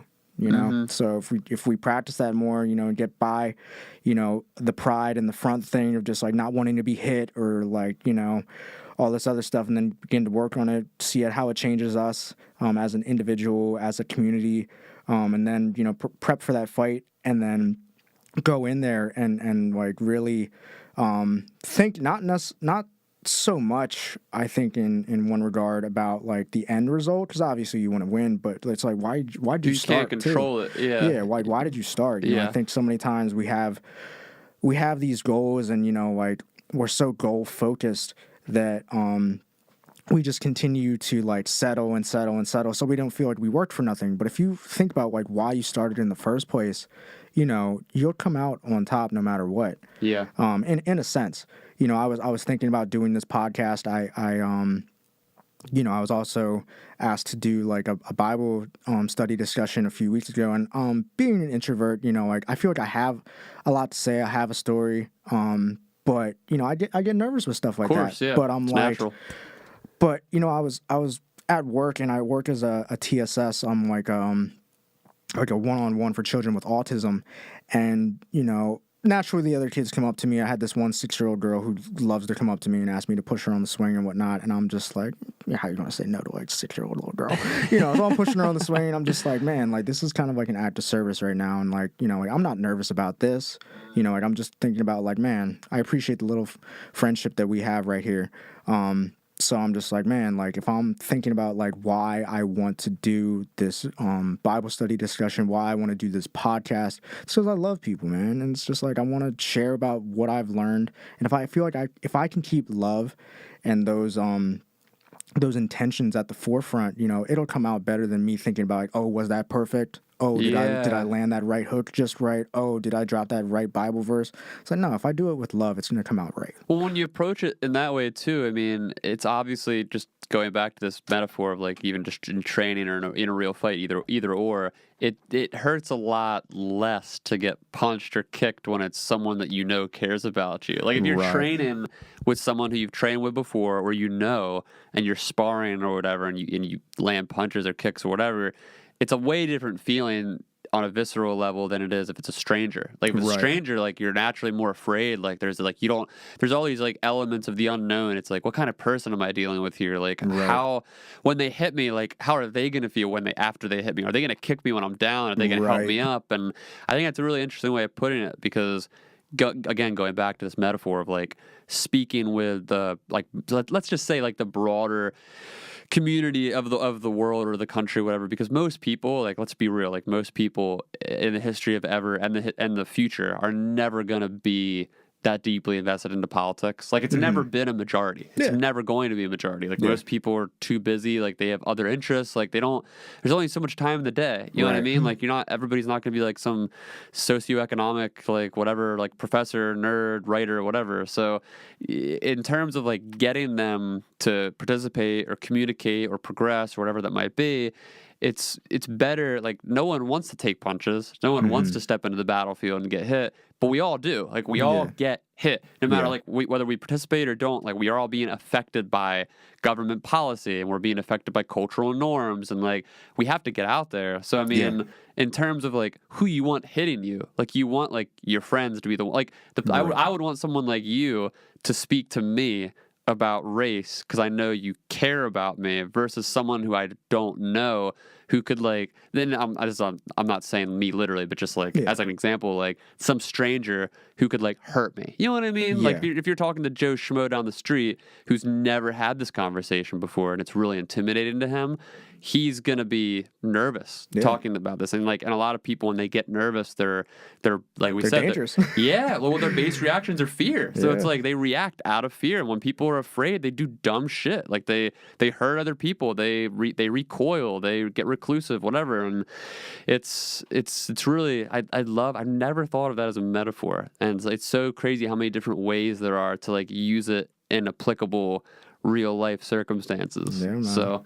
But yeah, let's jump back since you brought it up just kind of naturally. I like how we entwined it into that whole broader conversation. But like, what initially got you into MMA and this whole scene or whatever? Yeah, so I was training for track and field. I'd always wanted to be good at sports. I was always athletic, but I was like C level or D level at like everything, especially like basketball, which was terrible because I really hoped I was going to make it to the NBA. Right. You know what I mean? I was really gunning for it, even though I was the only one that believed that. But amen.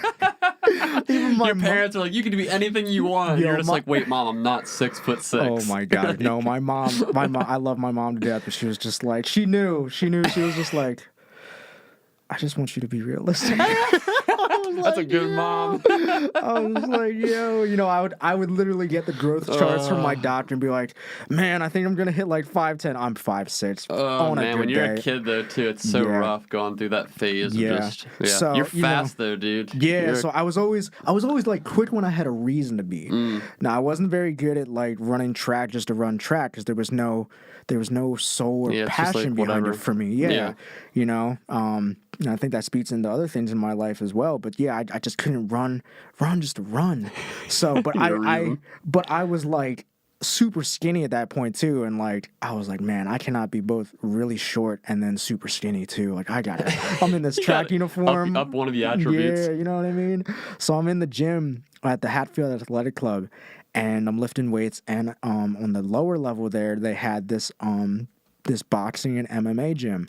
And I went down there and I was just like, yo, this looks so cool. Yeah. And one of my buddies worked there as well. He was he was like the front desk assistant. And, you know, I would finish my workout and I would go hang out with him Just got free smoothies. It was so dope. We would just chit chat, and just talk about life and whatnot. And sometimes the boxing guys would come through after they were done their stuff, and they'd always like give us like daps and stuff. And be like, what's up, guys? And they were just like, man, you should come through and like take your class at some point. I'm just like, yeah, I should. I'm always here anyway, Yeah. So I got my start in boxing, and man, I just fell in love with it right from the jump. I was just like, yo, this is so cool. This is so cool. And I felt, I wanted to be like someone, I think too, I wanted to be someone that was like, kind of like looked up to, respected. I was gonna say, did you feel empowered by just like the I mean, that's a big part of it. I'm sure part of it too was my insecurity and wanting to know, of course. Like I was like, oh, I could beat you up, I got into it because I was getting bullied. It's like the same exact thing. You want to feel confident. For sure. But then I was just like, and I couldn't tell. It's still hard for me to tell just because I'm so critical of myself when people were telling me like, yo, you did really well at that. I'm like, do you mean that? Or you just you know what I mean? But they were like, nah, dude, you really like, let's start getting you in here. I'm like, okay, I was just like, totally. Sweet, I'm finally like halfway good at something. Yeah. You know what I mean? Well, I remember. I can say you're just naturally. You're a very naturally athletic person. Like you learn way quicker than most people. I would say in that way. That. Yeah, man. So, and I, like. I loved being challenged, like that's where this whole thing started. I was just like, man, like I am really being challenged and tested.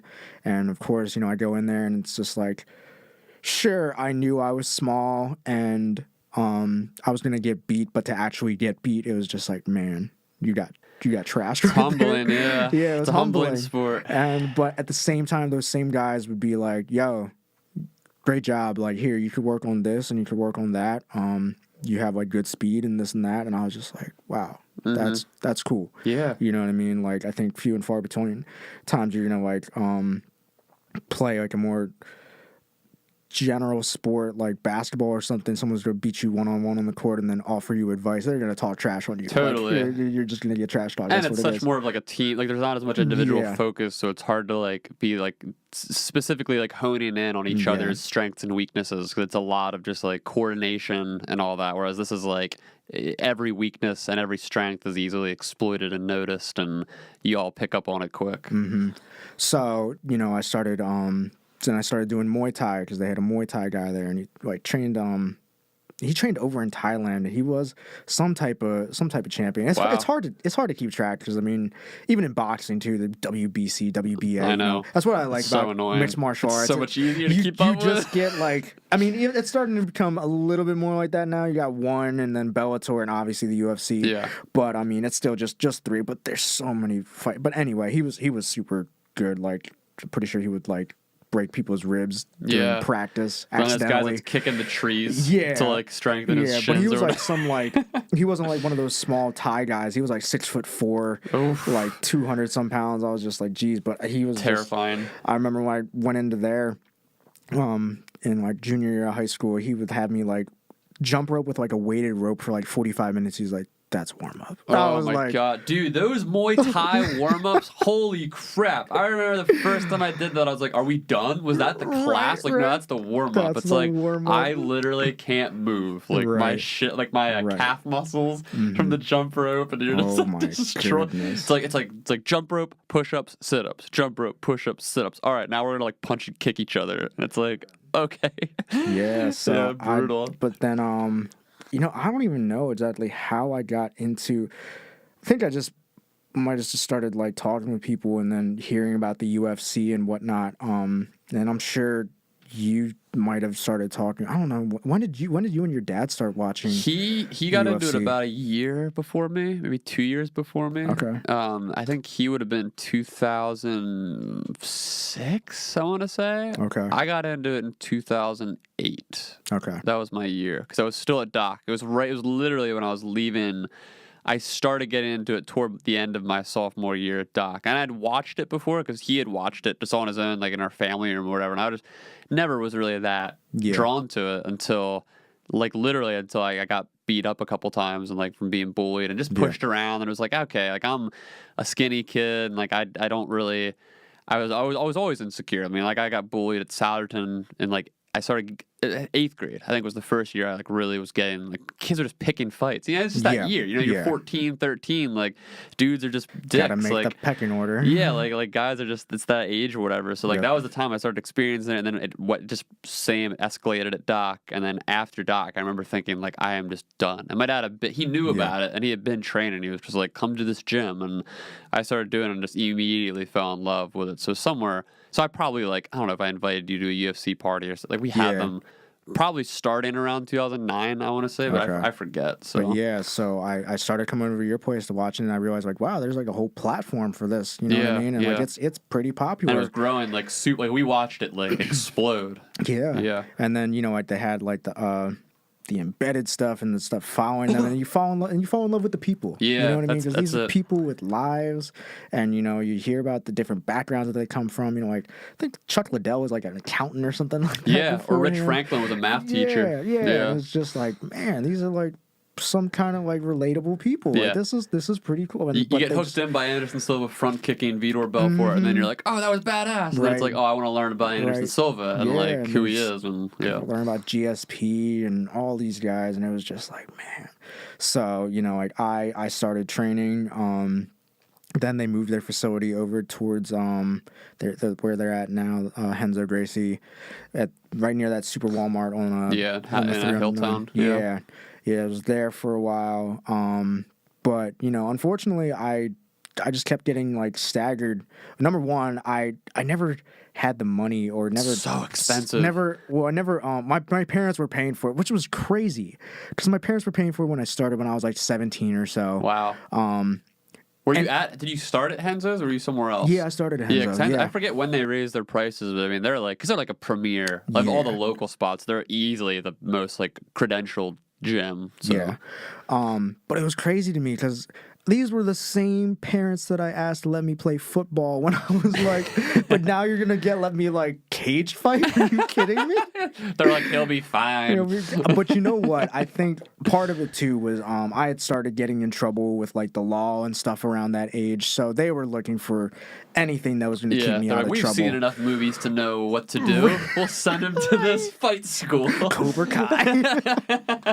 So so they were down with that, and they let me start training there and whatnot. But even then, some of the life that I was living, because I was getting more heavily involved in just like smoking weed and drinking, and I was getting in trouble for it like time and time again, so it was taking away from my finances, and it's taking away from my training. I'd actually talked with the head instructor there, and he had wanted me to take a fight when I was maybe like 20, and like I just regressed from not being consistent and showing up and like kind of probably being hungover on Saturday mornings for rolls and stuff like that. And he was just like, yeah, I think we're just like gonna take that off the table for right now. And it was kind of demoralizing, but I was like, I couldn't blame him, Yeah. And I was going through a breakup too, so I was just like, I don't care, I just want to back, Life feels like it's falling apart. At that age, everything is like the end of the world between like 18, like especially like high school is hard enough, but like when you graduate and you're just like looking for a sense of purpose and you're clinging to like your classes or your relationship or your hobby, then like you lose something, it's like, oh, yeah, man, yeah, it's terrible. So but I just kind of I was on the fringes of it, and then I didn't have the money for a gi, so I'd only do no gi stuff. But, I was just kind of on the fringes, and then I went to Haiti for that year, so I wasn't training there. I tried to teach them, some of the kids that wanted to, like, learn about that stuff down there, but there was nothing to use. I had no pads. I had nothing. Yeah, I've done it. I did that in Brazil, too. It's so funny to be like, just go and just, like, wrestle, because, like, people love to wrestle. Wherever you go in the world, it's, like, universal. Like, it's primal. Yeah, we just love fighting. Yes, we do. We do. So then after I came back from Haiti, I was training, and it's funny, when I started training at Henzo's, it was like 17 or so. There's a lot of local BJJ gyms that those guys that I was training with that were, like kind of being like big brothers to me and giving me all these pointers and whatnot. By the time I got back, they had their own schools because they were like black belts, brown belts, so like Paper Street or Precision where I go now, Crush Crew, this guy Omar was teaching at the UFC gym there in Lansdale before he got his own spot. And one of my other friends who had played rugby, I don't know how she got into Brazilian Jiu-Jitsu. I might have introduced her to it, actually. But she found it, and she was just like, yeah, like, oh, she's like, oh, you know Omar? And I was like, yeah, we used to train Henzo, all this other stuff. He's like, oh, yeah, you should definitely come through. So I was there sparingly, because I didn't have the money for a membership, and I was just kind of, honestly, just kind of like, ducking under the under the tape to get in there. But I was just like, dang. So, but then I went down to Miami for college, and dude, it was really dope. What is it? The gym name was V Pro K, but it was a Pedro Sauer gym that I was going to, or this guy from a Pedro Sauer gym who was at the college that I was at. And I remember, I was like down there, I was like, man, I want to get back into this. So like I hit up, like, they had a boxing club, they had a kickboxing club, and then they had a Brazilian Jiu-Jitsu club. Put out something to all three of them. The Jiu-Jitsu thing was the only one that got back to me. I was like, all right, well, guess that's what I'm doing. And this guy, you could tell he was younger than I was, which is crazy. Yeah. He was like 22, I want to say. I was like 23 or so. And he was offering like semester prices for like $75. I'm like, that's unheard of. I was like, are you kidding me? That's awesome. Yeah, so I was like, I'll find the money for that. Yeah. So I started doing that, and it was like twice a week. So I was getting in there, and then Saturday morning open mat stuff. So I was starting to get in there, and then I joined a church down there, and I started, like, sharing about some of my interests, and people wanted to like come out with me and hang out with me and whatnot. So I put them on. They had like we were in the middle of Miami, so we would go to like Buffalo Wild Wings for all these big fights. Yeah. And I just put people on. They were just like, "Yo, this is dope." I used to get like 30 people out at one time for being an evangelist for the sport. Yeah, man. And they were just like, "Yo, this is dope." So like, one or two of the guys started training, and then another one of the guys came out to the club, and then he also went off to his own thing. He was like training at the gym was called Fight Club. Okay. And so I was going there every now and again too. So I was just kind of sprinkled here and there. But then I came back, and when I got back, I was not really doing anything, but I would talk to Leo, because I met Leo through some of the hangouts that we had, and then training every now and again. I got introduced to him, and he was just like, "Yeah, man, you should come out to Precision." So I was like, "All right, cool." So I went out to Precision, and I was getting sober at that point too, and I didn't have the money for stuff because I was having to pay for my DUI and lawyer and all this other stuff, and the instructor there was just like, "Hey, man, like I've seen you be pretty open about your sobriety and stuff like that on the internet. I just want you to know, like, like, if you want to come through and train, we can set something up where you can like do some type of work on the side for the gym, or something like that." That's great. And in exchange for coming to train, I was just like, "Yo, are you serious?" He was like, "Yeah, man. Yeah, just keep it on low." I was just like, "All right, cool." So I was just like, all right. So I got in there, you know what I mean? And it was crazy. Not long before that, I think, my friend and my older brother figure, that the Puerto Rican guy, Joito, he had passed away from an overdose. Wow. So that was right before I got actually welcomed back into this church that I had essentially been kicked out of down in Miami. That was a whole other thing. But, like, I just kind of realized, I was just like, getting back into the gym and whatnot. I was just like, man, like, I've lost like one or two friends, before the age of 40, and then another one before the age of 24. I'm like, man, I've already outlived some of these guys, and I'm just like, who am I not to be taking advantage of, this opportunity to live? Yeah. So I started getting in there at Precision, and I was just being built up and encouraged every day coming through. And I was back at it. Finally got a gi. Dude. Finally got a gi. That's it. And after a couple months of work, they gave me my blue belt, and I was That's awesome, over the moon man. for that. Yeah, because they were just like, you've been like training on and off for a long time. So you know what's like, up. Yeah, you're at the skill level, but it's the heart you need. I was just like, yeah, you're right. Like, I've been so distracted from like the alcohol and school and all this other stuff I had going on. You know, I just need to commit. So that was just really great. And it's funny, in Brazilian Jiu-Jitsu, they talk about how the blue belt tends to be the one that people just get stuck at. I'm like, man, I'll be all right. It took me this long to get my white belt. I'll keep coming back. You don't gotta worry about that. You know, so I was just super thankful for that. And I'm still going. Probably gonna get in there tomorrow. I think Leo said he went to a seminar on leg locks over at Mike Padilla's gym up in Allentown. So he was like, "Yeah, man, I want to rep it, and I'll show you some stuff." I was like, "All right, bet." Nice, dude. Yeah, man. Epic. So, wait, what? Kind of going back, we kind of glossed over this. I just realized just that kind of phase of your life when you're struggling with like alcoholism and everything. I mean, like initially, we don't have, we can get as deep into this as you're comfortable with. I mean, insofar as that time period, I mean, like putting yourself back in that frame of mind, like what was it like initially going through it, and like what were some of like the I guess struggles insofar as just kind of I don't know how to word this, like addressing, like you knew that it was an issue, and I know this because like we were hanging out on and off at the time too, so like you knew what was going on, and then it's like you come out of it and then you get back into it, and you come out of it and get back into it. So like going in the midst of it all, like what was going through your head, like how were you in that period, like dealing with everything? Dude, it was hell. Yeah. It was hell.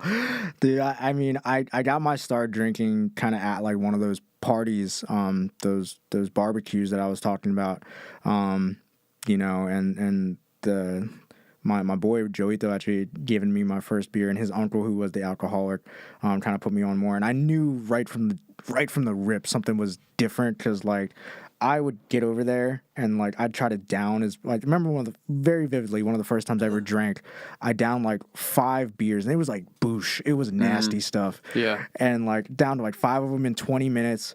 And then like I went home, like took a shower because I wanted the scent off me, threw up in the shower, and then came down and ate with my parents, my little Mennonite family, like nothing had ever happened. I was sitting there like buzzed and just eating, and I was just like, man, I kind of like this. You know, like I wasn't alarmed by it or nothing. I was like, man, I kind of like this. What was the initial draw, you think? Was it like to get comfortable in that environment? Because I know you talked previously how you were kind of like introverted, and like it was a new, Part of it was wanting to get comfortable. I think another part of it was just kind of building up like my street cred. Like, oh yeah, Jon drinks, he must be cool too. Right. You know, and then wanting to fit in, and then once I actually engaged in it, I realized just how empowering it was. You know what I mean? Like, I was thinking about it coming over here, you know, like I feel like a lot of time I have to kind of like super self-control myself and not really allow myself to like release, I guess, you know what I mean? And like in fighting, that's one of the few places just like, like if someone gives you the green light, like go for it. Right. Freaking go for it. Well, you're a very thoughtful person, so like I know you kind of you're very measured and you're quiet, and like you said, you take things in. So when it comes to social situations, and I'm sure just like dealing with just general interactions with people, like there's a lot that you're kind of you having to overcome to get comfortable and to get like into that just natural state of confidence, you know. And obviously, alcohol helps. So alcohol just took off the blinds. Alcohol just took off the blinds, and honestly, it was like a spiritual experience. You know, like I'm obviously. I care about my Christianity, my walk with God, you know, but there's a spiritual aspect of alcohol, man. It's crazy, you know, so like that, just getting that experience and then getting like that level of confidence and comfortability. Well, it releases your inhibitions, literally. So it's like there's no more filter. Exactly. Like a lot of times people say dumb stuff when they're drunk, and then they go, oh, I didn't mean that. Like, or they make the excuse, oh, I was drunk when I said it. And like, I get it. Like there's certain circumstances where that makes sense, but in a lot of cases, like there is a deper truth to what you say when you're drunk. Like it's just, it's kind of like comedy. Like every joke's rooted in truth. You know what I mean? So I began doing that, but then started smoking weed, and weed was actually easier to get. Like it was more accessible, but I kept getting in trouble with it. So after I got back from Haiti, and it's crazy, I almost got kicked out of my assignment, my assignment with the Mennonite Church to Haiti for drinking. Oh my God. It was bad, man. Like I almost got kicked out of that for drinking, but then I got back home and I was like, oh, I can drink legally now. Yeah. I don't have to worry about getting in trouble. And that was really the whole thought process. But like, you know, alcohol obviously did something to me that marijuana never did. Yeah. You know, I would just while out, and I was a blackout drinker from early on, you know, and I was just super in denial about it. You know, but I through kind of my upbringing and the way that I learned how to perceive the world and interact with the world, I was also very good at living a double life. So I was able to just, you know, like keep things on the low, and, you know, like my parents were dealing with things that my brother was going through. So me, You kind of fade into the background. Exactly. Yeah. You know what I mean? And if somebody ever like came up to me and asked me about it, I was smart enough to kind of like make justifications for it, like, oh, I got a lot going on, like I'm going through a breakup, or my family's going through something, you know, and then I just did it, or I'd like turn it into a joke and then just kind of like lead people out of that little corner that they were trying to get me in, and I was just like, no, we're not doing that. You know, we're gonna sidestep that right now. Right. So, you know, yeah, but it was crazy. So like when I went down to Miami and whatnot, number one, I thought it was like a geographical issue. I was just like, oh, it must be this area, you know, like I got to get out of here. You know, maybe a change of scenery will help me. And, you know, initially it did. But I was just like, plus Miami, it's like drinking heavy and crazy is going to be like, environment definitely plays a role. Yeah, it's not going to be like some like backcountry type of, you know, like we're just drinking just to drink. It's a party. Yeah, it's Miami. Totally. That's what we're doing here. So, you know, I went through there, but you know, went out to a lot of the clubs and whatnot. Got crazy drunk at a lot of those clubs, to the point of embarrassment. And then it was just it was more accessible there as well, because like I lived right off campus, so like I could, and it was Florida, so I could just walk to the gas station, grab something. There was a liquor store within like 200 feet. I could grab something there, you know. They even had like a Chili's or something at the school, so like before like 11 I could grab beer there, and have a few drinks. And then the clubs and stuff were pretty local, so that, and of course that was something everybody wanted to do. So, you know, as long as I put in money and was cool, you know, I could go. Right. So but then, you know, I joined this church down there, and like you know, to their credit, they were living by the standards of the Bible. So like I was, you know, like further, you know, like ripped apart, split between these two lives that I was trying to juggle, because part of me was just drinking more and more, and then the other part of me was just trying to, you know, like retain what I had grown up, the values that I had grown up, you know, and trying to do my best with that. And like I had known the majority of my friends were part of that church, so I was like, oh man, I really got to put on this front, of course, you know. But I did care about my spirituality as well too. But then I also had these underlying demons that I knew I wasn't going to be able to. Just to jump in for a second, I mean, like, it's so ironic, because it's like listening to you talk about this. Yes, like this is like a very serious thing, and like you're juggling these things and going to church and all that. But it's just funny because, like, from like a church perspective, this is something that almost everyone at church is doing, just in different levels. So it's like, like maybe not everyone. Maybe it's not always alcohol, but it could be abuse. You know what I mean? It could be some other form of addiction or like suppression. It's like it's literally everybody. So it's just funny how like there's certain, we like to highlight certain ones. Like alcohol is like an easy one. It's like, oh, you got a problem drinking, bro. Like that's like it's gonna ruin your life, bro. Like you've seen all these things, and it's just interesting how like there are all these like outside elements that do have the propensity to ruin somebody's life, but we pick the ones that are like kind of like your easy. I don't know. Like obviously it's a major issue, and like I'm not trying to downplay it, obviously, but like it's just interesting. Like from the internal church perspective, it's like, come on, guys. I mean, like I don't know. I just what was their perception of you like in this? Were they judgmental, or was this like, was it affecting you in other ways, like outside? No. Yeah, it was really kind of within me more than anything. Yeah, I mean, and then, you know, I was just like trying to start dating and stuff like that down there. All going on. Yeah, and then I was realizing like my communication skills were trash. You know what I mean? I was a terrible communicator. Why can't I think straight? You know, man, I would drunk text and all this other stuff, wild, man. And then try to like, but really care about the, like, it was like a Jekyll and Hyde thing. You know, like when I was sober, I was just like, I care about being somebody's friend. I don't want to hurt nobody. I want to be loyal. But then, you know, like the blinders off, the inhibition's gone. I don't care. I'll just say whatever. You know what I mean? To get the rise that I want to at the moment. So I was hurting people, and then I was keeping it like on low key, although probably not really that low key. You know what I mean? thought I it was thought I low was key, low key. yeah. Yeah, you know what I mean? I was like getting all these justifications, like, oh, everybody has a shower beer. It's like, no, you're doing that because you don't want to see have anybody see you drinking. Yeah. You know what I mean? But there were times where like I was one of those people that would disappear in the middle of a party. So like this one time I remember, or barely remember, like disappearing at this party and then like running through this neighborhood, and like it was not a good neighborhood in Miami, so I don't know what the heck I was thinking. But then like I ended up like I had caught my shirt on some gate, and I was so drunk I was like hallucinating. So I thought I was gonna die. I called up my friends. I was like, "Yo, I'm gonna die." You know what I mean? And they had to come and get me. And of course, they thought I was gonna die. So, like that was just super embarrassing. Were you just like caught? Like you weren't like were you cut or something? No, or was it just like you were just like I was trapped? wearing like a long sleeve shirt, and like the seam around the wrist kind of somehow got in there, and then like my wrist twisted and something like that. And I don't know why I couldn't get out, but I couldn't get out. Well, I mean, I lost feeling in my fingers for like a solid 5 days after that. So I think it must have really been on there. It must have really been on there. But I was, and then these my friends somehow came and got me. But like and they were just like, dude, what the heck? And I came back to the house and I was just like, yo, that was crazy. Go and pour myself some vodka. And they were just like, are you serious right now? Are you serious? I was just like, yo. And so like I went to the bathroom, like, yo, I just gotta like get myself right. They took the vodka out of there, like, you're done, bro. But at the end of the day,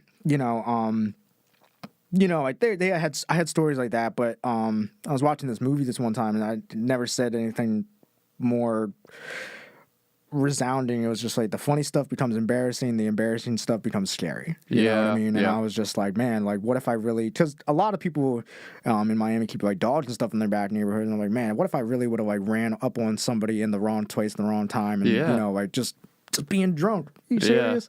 But I was like, no, it was just a bad night, you know what I mean? But I kept escalating, and then I would hurt people more, and I'd feel guilt for that hurt. So it got to the point. And then you gotta suppress that guilt and keep going. The cycle. Yeah. And it got to the point where I was drinking like six or seven times to a blackout every single week. Mm-hmm. You know what I mean? And it was just like, man, this is not good. Yeah. This is not good. They would come and talk to me like, yo, I think you need to get help. Like anywhere else that's kind of like a community, I used to think they were so harsh and judgmental on me for because eventually they did ask me to leave. They were just like, look, man, like we love you, and like it's hard to watch you like this, dude. Like you're killing yourself. Well, that's kind of what I was trying to get at before. I was kind of like at a loss for words. But was there any, like you kind of said there was more internally, like was anything specific that you were doing that was like causing them to be like, get out? Yeah, just because I was living with some of the guys too who were part of this church, and I would be around like super belligerent drunk, and then going like so you're kind of like influencing the people there, showing like, up to church drunk, like the whole, and like I used to think they were so like judgmental about it, like, oh, you guys don't understand, but I think about it, I'm like, dude, if you did that at an MMA gym, like they're gonna internally it always feels like that, like you're like it's like you're the victim or whatever, but totally. Exactly. So I actually did end up going down to rehab down there in Florida. I was in the right place. They're everywhere down there. So one of my buddies who I used to kind of like run with up here had gone down there for sobriety, and he had got himself right, and he was sober for like 3 years or so. And I remember just calling him up one time, and I was just like, dude, I think I need help. And he was like, he's like, well, how much help do you think you need? And he got me into his spot that he was like working at, and he basically got me in on like a scholarship because it was one of those places that was going to cost me like an arm and a leg. Dude, it's so crazy, Alex. It's such like I hate it. Like I hate the class element to that stuff. So much money to be made. Yeah, man. Dude, it's insane. So I went there. I really had my eyes opened up to a lot of things and just saw like, wow, like I'm really not the only one that deals with stuff like this. You know what I mean? Like some people drank more than me, some people drank less, some people were older, but it's just like, I had to stop, or at least I thought I had to stop, like kind of trying to see the differences and look at the similarities. But then like I got back out and like I learned a lot about myself. I dug up a lot of different stuff that I that, like I said, like with the jokes earlier, that I had suppressed, from my childhood, and like feeling abandoned by my birth mother, my birth father, stuff that my family went through in our teen years. Was this the first time you felt like you were embracing this stuff that you've been suppressing? Yeah. Wow. Yeah, because I always had a joke for it. You know what I mean? I always had a joke for it. Otherwise, I didn't have to deal with it because somebody else always had it worse. I never thought that what I was dealing with was enough of something to actually be dealt with. Yeah. So yeah, like but I was going to therapy. They had me go to therapy every single day, and I love the therapist. That I think I got really lucky with her. But I just kind of saw this pattern of female attention that I was like trying to seek and get validated by. I think started with like wondering why I wasn't good enough for my birth mom, and then my adopted mother was always harder to please. There's always one parent that's a little harder to please than the other. And then like not having a lot of success, dating, coming where I come from and thinking about all the reasons. Crazy how deep this stuff goes. Yeah, you man. know, like it doesn't like just on a normal level. Like if someone were to ask you, or if you were to be like, "Yeah, I'm having trouble dating," or whatever. Like to someone, it might just feel like, "Oh, that's super trivial," but then you look underneath and it's like, "No, this is." Deep. This is like, And then, moved to Miami, and naturally I did a little better down there because, like those people were Hispanic too. So they're like, oh yeah, John, you're a very attractive guy. I'm like, cool. But then, I tried trying to get into the relationships, realized that my communication skills are trash. It's so much stuff is going on up here that I've never actually had to deal with. And then finally bringing it out on another person. And I'm just like, oh, well, I'm just like, I can never, like do anything right. All this other drink. Yeah. And then it just continues to snowball. So I was just like, wow, that's crazy. So I did well there.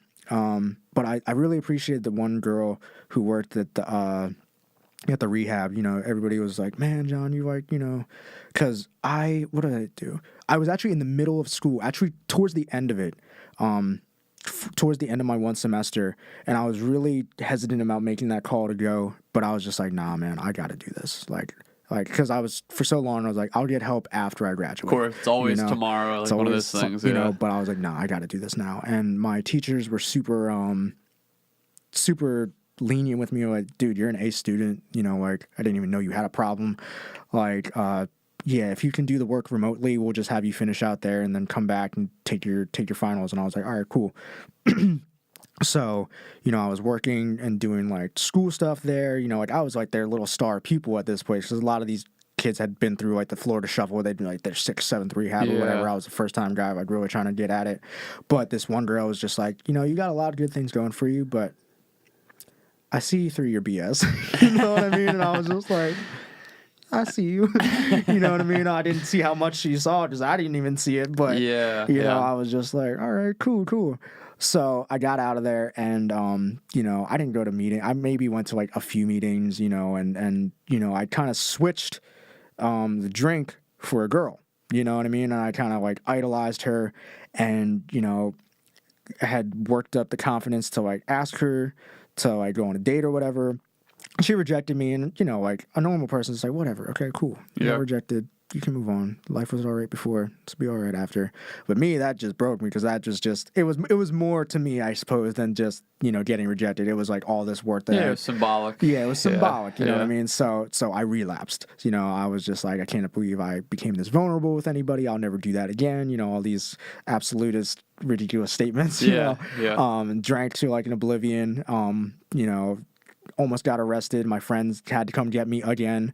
I threatened to kill them. It was a great time. Woke up in my bed and I was just like, oh, I'm in my bed. I'm like, I'm fine. I must be all right. Yeah, this is great.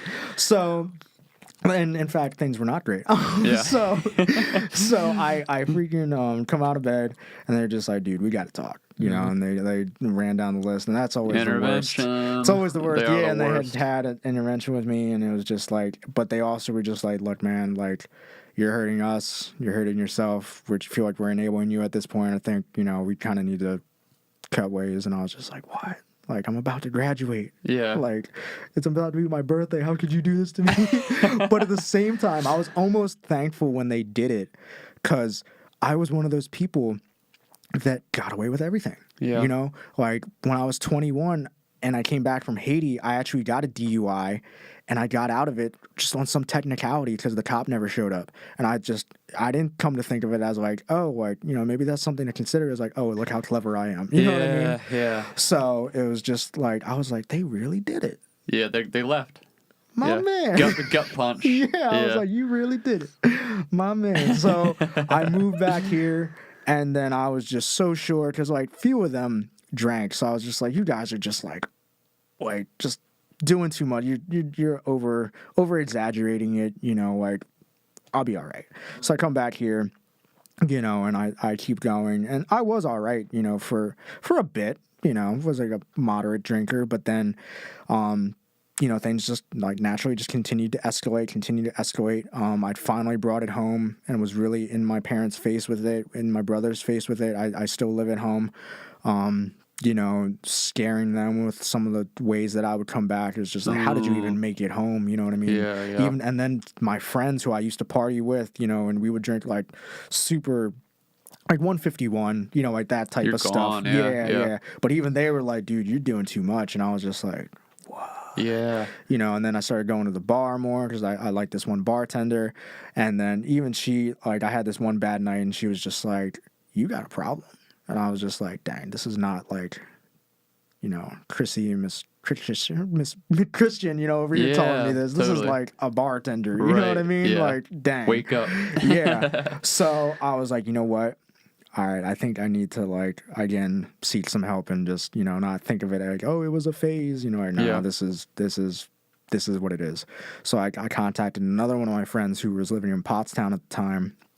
And I think she had been about a year sober, and she was just like, yeah, you can start coming out to, like, AA with me, because I had been going to, like, this little Christian group with her for Bible study, and she was just like, yeah, you can come through, I'll go with you to an AA meeting or whatever. And then another one of my buddies had an ex-girlfriend who moved to Florida, and she was just like, yeah, she told me about this place, this clubhouse in Lansdale, and I was just like, all right, cool. So I went, like, again, like twice a week or whatever. And then I was actually watching a UFC event over at Leo's house. And, like, I had told everybody that I was going to swear it off and all this other stuff. And I did. I meant it, you know, but then, like, I forgot to tell Leo. You know what I mean? So Leo doesn't know. Exactly. He was just like, you want to bring beer? And I'm just like, that was my go. That was my in. And I was just like, yeah. Didn't even give it a second thought. I'm like, yeah. So, you know, But he was a good friend. He was just like, you know, because I had actually gotten a DUI before that, maybe like a month or so, actually at Tyler Jones' party coming out of there. I was so determined because, like, the other time I got a DUI, I was at a party, and this time I was just like, dude, I'm just going to drink water and just one type of beer. Not today, Satan. Yep. No. Lo and behold, I got another one. So after that, I think that's when I had reached out to my friend, and then, you know, when I realized I was bringing it home more, I was just like, nah, the second one, you've got a problem, dude. You got to acknowledge it, yeah. That's like over half the battle is just acknowledging it. It's so hard, I know, to just get that face value. Yeah, so I was at Leo's house watching the UFC event, and then, you know, he went to bed. And he was like, yeah, dude, you have to stay here tonight. And I was like, all right, cool. Yeah. So, but then I woke up and, like, we still had, like, half the beer left. So I was just like, oh, sweet. You know what I mean? So I just started downing them there because it was just like, you know, it was just like making up for lost time because I hadn't been drinking like that for 2 weeks. And I was just like, what the heck? And I was just like, oh, I'm supposed to go shopping with my grandparents later. You know what I mean? I'm just like, dude, what time is it? I could probably still get to the bar. It's about to open. So I go to the bar and I'm freaking down like a few there. And then I'm like with my grandparents and I'm just like, oh no, I did too much. You know, like I'm not going to be able to keep up the front. Yeah. I showered. I'm like, no, I can still definitely tell I'm off. So I'm in the car with them and they can tell like right off the bat, you know. And I'm just trying to make conversation. Mom and Papa. Oh my God, the two most loving, righteous people you could be with. And they're just like, what the heck, you know? So, you know, like I get there, and then like I'm just so trying to save face for this whole thing that we usually like eat before we go, and I didn't even get any gifts for myself. I just bought them lunch, and it was like $100 lunch. So I was just like trying to save face, but then after that, I was just like, enough is enough. Yeah. Enough is enough, dude. Like I don't know why, but just something about like having to spill over to my family. I was just like, nah, you're going too far. Wow. You're going too far. So the next day I leveled with them and I was just like, look, I'm pretty sure you knew, but I was super drunk. And they were just like, yeah, like, we know you've had these problems before. It's been an ongoing thing, we don't know what to do, Yeah. And I don't think any of us do, but we're scared for you, and I was just like, yeah, I probably should do something. So I started going back to AA, and at that point I had just left one job and was guaranteed another, or I got hired for another temporarily, and started going back. And this time I just sat there and I listened. And I think I was at an AA meeting 2 weeks ago or whatever, and they were talking to this one guy, and he was just kept saying, like, oh, what are you gonna do? What are you gonna do different this time? What are you gonna do different this time? And his best response throughout his entire life was just like, dude, I don't know. Because when you think you do know, you don't know. Yeah, you're like setting yourself up to fail at that point. It's just like, oh, I know I'm gonna stay on this trajectory, and then as soon as like something happens and you just slide a little off, it's like your whole paradigm shatters. Exactly. Yeah. And so I got a big book and just kept going back, and I was just like, man, do I have to do this thing? I remember I was talking to my friend's boyfriend at the time, and I was just like, man, do I have to do this like every single day? And he was like, did you drink every day? And I was just like, all right, whatever. It's like deprogramming. Seriously. And he was, and I was just like, man, I had a thought, and I was just like, dude, I don't want to do this. And he's just like, John, boys do what they want to do. A man's does what he's got to do. What's it going to be? And he's like, it's up to you. I mean, hey, either you want it or you don't, but you can clearly see how it's going without it. And I was just like, dang, you're right. So I just kept going back and started showing up like twice a day, and it was just like, hoping, because I had taken little like spurts of time off, but it would never last more than like 2 or 3 weeks over like 3 or 4 year period. I would always find it. I wouldn't necessarily like be so within withdrawal that I would like, oh, I have to have it, but it was more like I'd find an excuse to do it. Of course, yeah. Which is really what it comes down to. But I just kept going back, and I was just like, man, just like going through the big book and just listening to how everybody was just so similar to me. It was just powerful, and it was, I finally had peace for like the first time in my adult life, and I was just like, this is crazy, and just having people pour into me, and then getting a sponsor after like 90 days, and continuing to be in contact with my friend in Florida, my friend in Pottstown, and really like finding out where my friends were, and to my great pleasure, finding out that everybody really was for me. Yeah. Right. Like nobody that I told about drinking, like really swearing it off and being serious, was ever like, oh, yeah, okay, cool, you want to have a drink? Like, yeah, everybody was just like, super respectful of it. And I think because at that point, everybody had enough of a taste of seeing me like, yo, did he get home okay? Yo, where did he go? Like, enough of those situations to be like, nah, yeah, he needs this. Yeah. And then my parents were just super supportive. And I actually, I think the one place that I was supposed to be hired for the same job that I'm doing now, just with a different company, found out that I had a DUI, and then they let me go. And I wasn't sure how I was going to do anything, because I had left my job doing construction, and I was kind of sick of that job. I was thankful for it at the time, but I mean, I was just outgrown. I was like, man, I didn't go to a college, like, get a 4-year degree, to do something that you don't need a degree for. Of course, yeah. So, I was like, dang, and I got this DUI coming up, and lawyer, like, what the heck am I going to do? And I just decided to start practicing, some of the concepts that I learned in AA, and one of the biggest ones was just honesty. Like, I went into my next job interview, I was like, look, like, you're going to, like, look me up, and I'm going to have, like, a DUI pending and this and that, but I feel like from the experiences that I've had, with the intercultural stuff and just growing up the way that I did, I think I'd be good at this job. And they gave me a shot. And then they kept me on, and I've been there ever since. And, awesome. I used that job to pay for everything. And I've stayed sober since, and I can continue to go back to meetings. I mean, I've had spurts of like not going so much and then going more, and then, kind of working through the steps.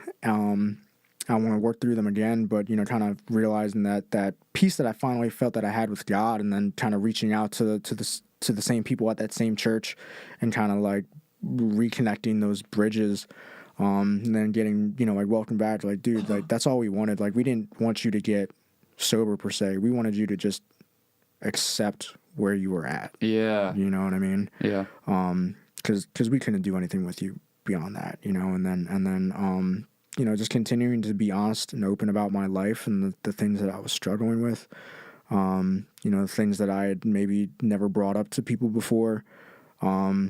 Or just like found ways to like manipulate people, like 'cause that's like the big thing when you're in denial, like you become a master manipulator, and you're wearing different masks, living double life, and I was just like, dude, I can't do it no more. You know what I mean? And I between my jokes and like using the gifts that my parents gave me, you know, like in you know, like I am a thoughtful person, so if I know you like something, I'll go out and get it for you. But I would go and do that after I had like a drinking episode to like kind of pave over, you know, it's just like perverting the pure things that I've been taught in my life, and it was just like, that's not cool. Yeah. You know, so just continuing to go through those steps and then going through the 8th and 9th step and just kind of like making amends with people and not asking for forgiveness, but just like admitting what the heck I did. Yeah. Just starting there. Yeah. And just being like, dude, I was wrong. Yeah. You know, you did not deserve that, you know.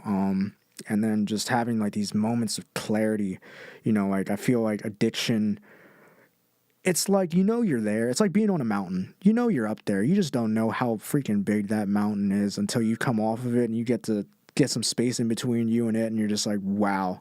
Yeah. That was it. Holy crap. Are you kidding me? I'm sure AA helps with that too. For sure. It's almost like, I imagine it like there's like you're being followed around. Some people like to say like a rain cloud. Like I imagine it's like a vampire. It really something that's like behind you, and like you don't really know how big it is or how much of a threat it is, and it's constantly like biting at you, like sucking your blood, and then you're going out throughout your life not seeing anybody else as vampires because everyone else is living like normal lives, or even if they aren't, like they're not showing you theirs. Perceptively normal lives. Yeah. So then you go to AA and all of a sudden it's like you see everybody's monsters, and then you're like, oh wait, is that what my monster looks like? Like, oh crap, like this is like we all have these monsters that we're dealing with. It's so interesting too, like how closely spirituality is tied with specifically alcohol addiction. I was really surprised. Yeah, because it's like you almost. I mean, I'd be interested to hear your thoughts on this, but it almost feels to me that in a lot of cases, not all cases, because in some cases, I know people with specifically like alcoholism or drug addiction, whatever, they substitute, like you said, you kind of substitute it for like relationship, or whatever. Some people like look to drop one addiction for another one, or maybe they'll do something like gym or sport. It's like, oh, like I'm addicted to alcohol, I'm gonna become like an amazing boxer or football player or whatever. Like you hear about that pretty frequently. But if it's not that, I think the more common story is like they finding God. You know what I mean? Or like reconnecting with God. I think a lot of that, at least from my understanding, is just that it's, you know, you have to almost appeal to a higher power in those situations because you feel so helpless. Like you're kind of like you've lost all agency of yourself, and like you need something else outside of you to lift you out of this circumstance. You know, is that how you feel? Yeah, for sure. You know, because I mean, I acknowledged God, you know, growing up. Would even venture to say I had somewhat of a relationship with him, but it was always me in the driver's seat. You know what I mean? They in the big book, they talk about how it's like a play, and it's just like, dude, you know, you're over here trying to be stage manager, and you're like peasant number 2. Like, that's really your role, and you do better that way. You know, if you allow him to like take over the way he's supposed to, and you not. Things are actually gonna just watch, you know, and it happens, you know, and it's just like, wow, that's crazy. I mean, that's what we're taught not to do in this society and in life. You know, you don't surrender, and ironically, you know, like in MMA, you never surrender. You know what I mean? But at the same time, you do. Yeah, you know, if you know what's good for you, you will. You know what I mean? So it's this intricate balance of figuring out when to fight, when to persevere, and when to like lay it down, and when to accept, and when to rest. You know, it's crazy, but yeah, that is one of the bigger things. Just, you know, they talk about it as God. It could be anything. It just has to be something that's not you, because you have to realize that it's like when it's you doing it, it's not going to go well. You know what I mean?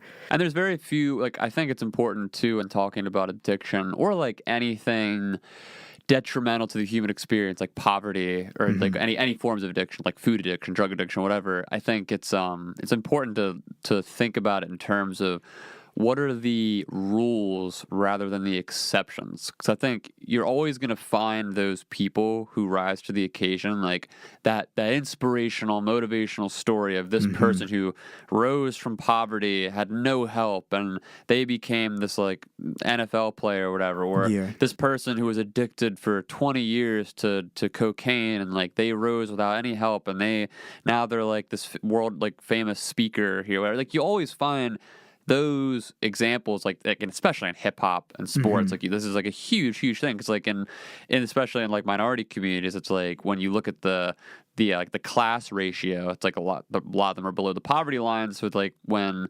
you look toward like success stories, that's like the model for a lot of them.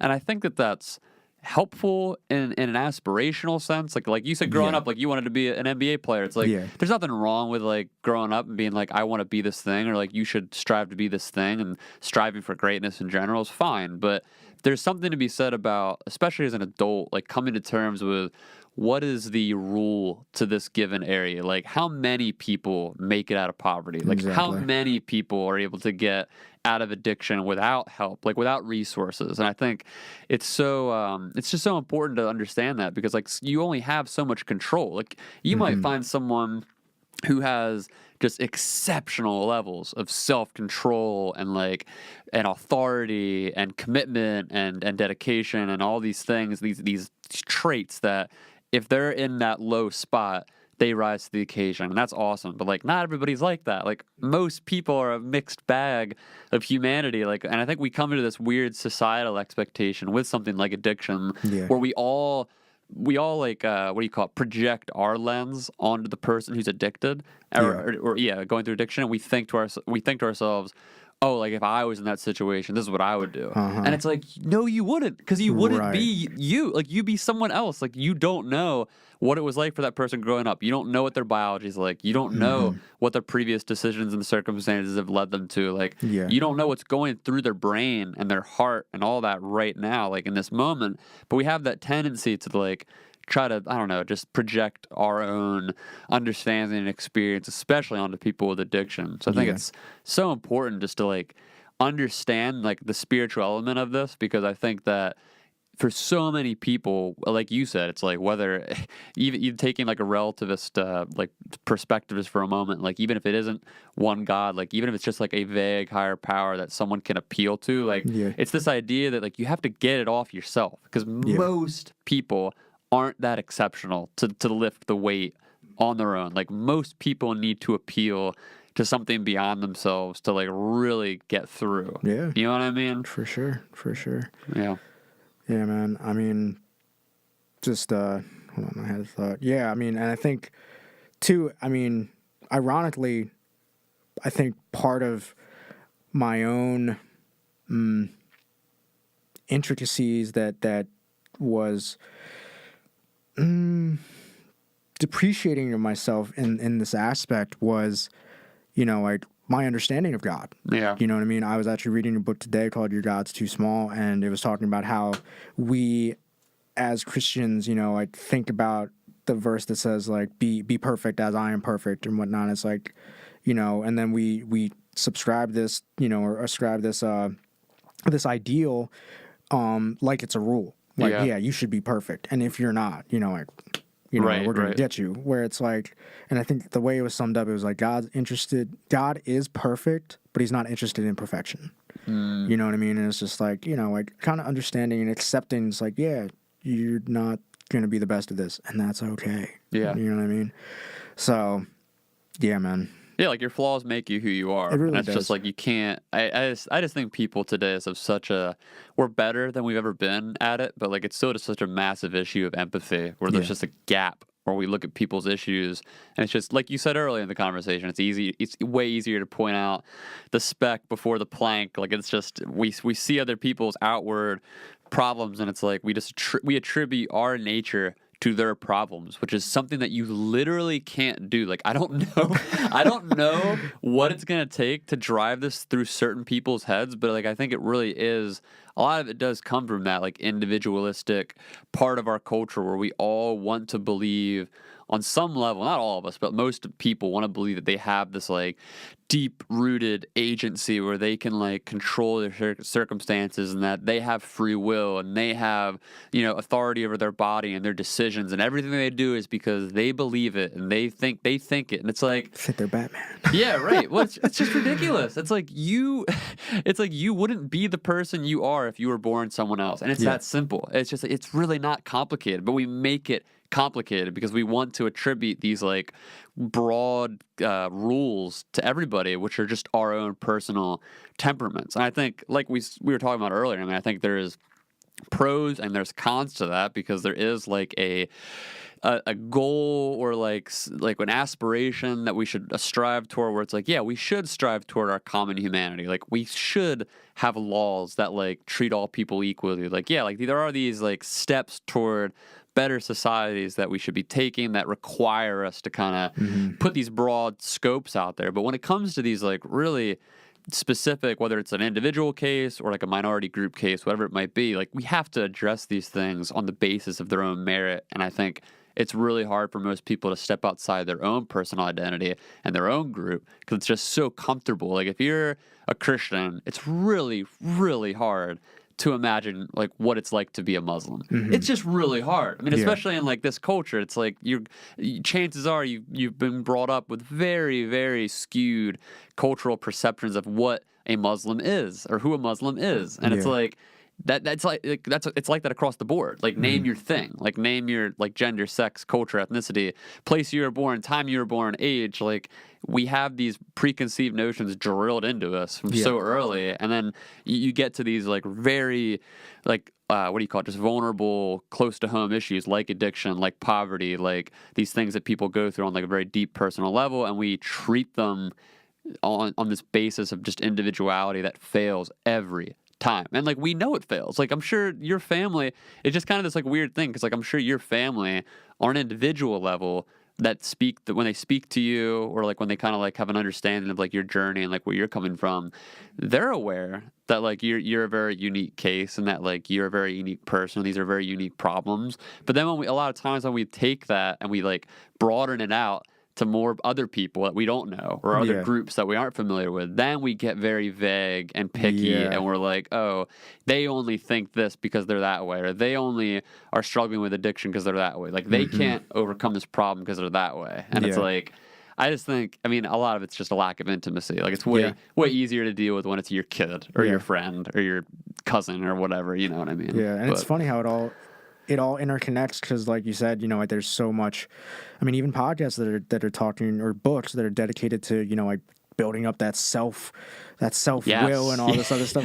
Of course we're having of course we're having problems with intimacy with each other, because we're all trying to depend on ourselves. And none of us are doing that great of it, so we feel bad about ourselves. And then we just continue to beat ourselves up about it, and then, you know, we're looking at other people and trying to like point out their flaws to take away from ours. You know what I mean? And it's just like, dude, you know, acceptance is your freedom, man. It's like when you said about, you know, just kind of like accepting your flaws. It's so funny. Like I feel so much more, you know, accepted and loved for being who I am now, and just kind of like putting it all out there, you know, rather than opposed to what I thought people wanted to see out of me. Yeah. You know what I mean? And that gives you the freedom to change then. For sure. And like inspires you to change. For sure. Yeah. And you know, I don't know if you saw Endgame yet. I did. Yes. But I think my favorite quote of that whole movie is when Thor's mom is talking with him. It's just like, everybody fails at who they're supposed to be. Yes. Like, so the good. true measure of a person is who is being who they are. And I'm just like, it was like, again, like taking the inhibitors off, and like I'm allowed to feel this right especially now. in like a superhero movie, because like man. the whole like object of the movie is like they're mostly geared toward kids or young people, and it's like you're watching it for the epicness and the heroic features of it, and like the good versus the bad and the winning and like the feel good nature, and like it is so important to know that like that isn't reality. Exactly. Like it's never reality. It's like you're not meant to be this person. You're like this rogue guy. Now you're this rogue fat guy. You know what I mean? But you're cool. You know? And you got sunglasses. Right. Falling asleep in the meetings. Freaking. But I love that. And I even loved it, like, because I looked at it after I was done watching it, and like that was his idea. Like, it was Chris Hemsworth's idea to do that, because he felt like he was like way too like stuck up in Golden Boy with the first couple movies, and he looked uncomfortable doing it. Yeah, you know, those were hard movies to watch, but like Ragnarok and then Infinity War and Endgame, it's just like he's a real person. He's you know, and then he fails. And I like the fact that they didn't necessarily go back and just like fix everything. They just dealt with it and then kept moving forward. And that's life. Yes. That's life. Like, you know, like I didn't get out of this last DUI. I paid it. It's on my record. You know, maybe I'll get it expunged or whatever. But, you know, like I'm on here talking about it. You know, like I'm not going to like just you're embracing it. I'm just going to embrace it. And I'm so much more embraced for that reason.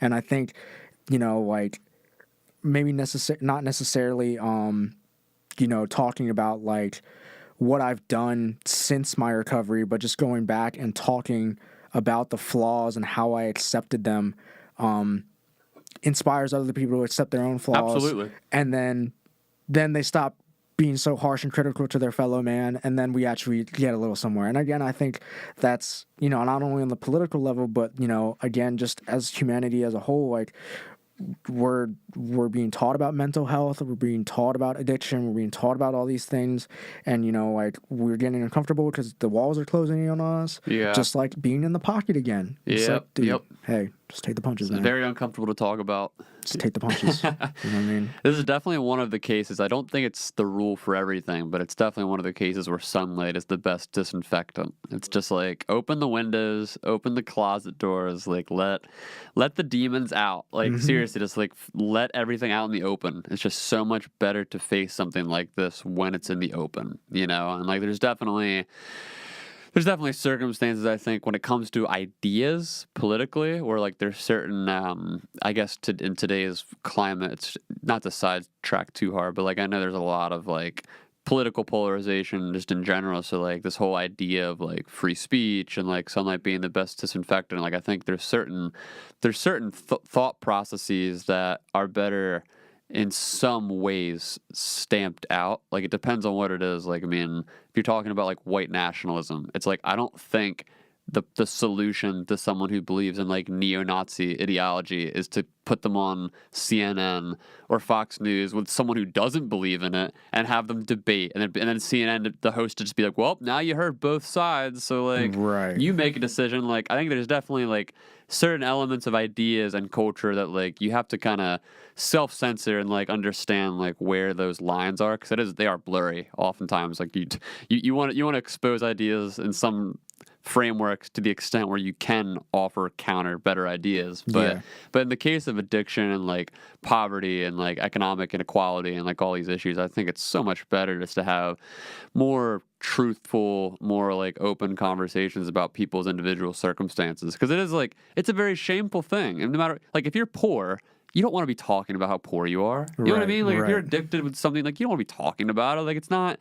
It does the opposite to your ego. Like you're used to like building up an ego identity, like on social media. Like I have a perceived image, or people perceive me a certain way in my relationship or whatever. And then it's like you bring this to the table, and it just shatters that for a lot of people. It's like, oh, they're not so perfect. Like they're not A, B, or C, whatever. So it's like super, super hard to be honest about this stuff. I think it's commendable to be saying it on a podcast. Like it's awesome, dude. Like I think it's great that you're willing to share and all that. And I think how long have you been sober at this point? I just hit 17 months on May 3rd. Congrats, man. Yeah, man. So it's huge. It's like a very recent thing to you, and like I'm sure you're kind of figuring out like the tools that keep this ball rolling, like and openness being one of them, just being able to talk about it, right? Yeah, man. I remember having one of my mentors in the church tell me, he's like, look, man, like I think you got a lot of potential, and I think that's great. I think you got a lot of gifts, and you're going to be able to utilize them a lot more now that you're sober,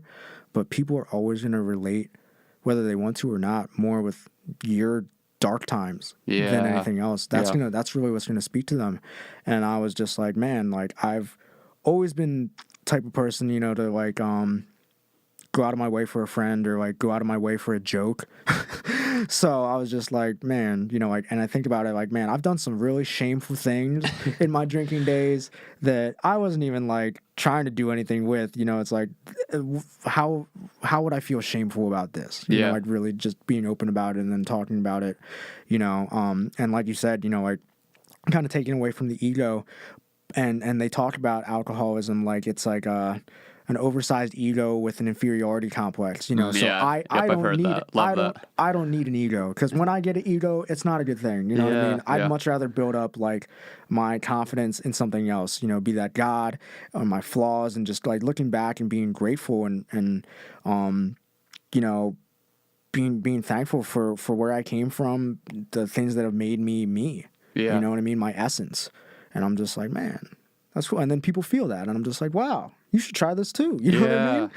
It's such a great discovery. I mean, I feel like it's that way for everybody. I mean, even for me on this podcast, the things that the most people have reached out to me over have always been like, when I talk about my panic disorder, or like having issues, like struggling with my family and the church growing up, and like and deconstructing religion. Like it's never the like, oh, I mean, I shouldn't say it's never, but it's like, it's much more so that on a deeper level than like the more superficial stuff where it's like, oh, cool, bro, like you do social media for Steakum. Like that's, people will bring it up sometimes, and it's like an offshoot, like, cool, like an icebreaker almost, you know what I mean? But like once you get into like actual conversation, like it's never the accolades or the accomplishments or like the things that you feel like make you cool, you know what I mean? Like it's always the thing that is like your flaw, your crutch, like whatever. Like that's the stuff that people want to relate to. Like that's what I think.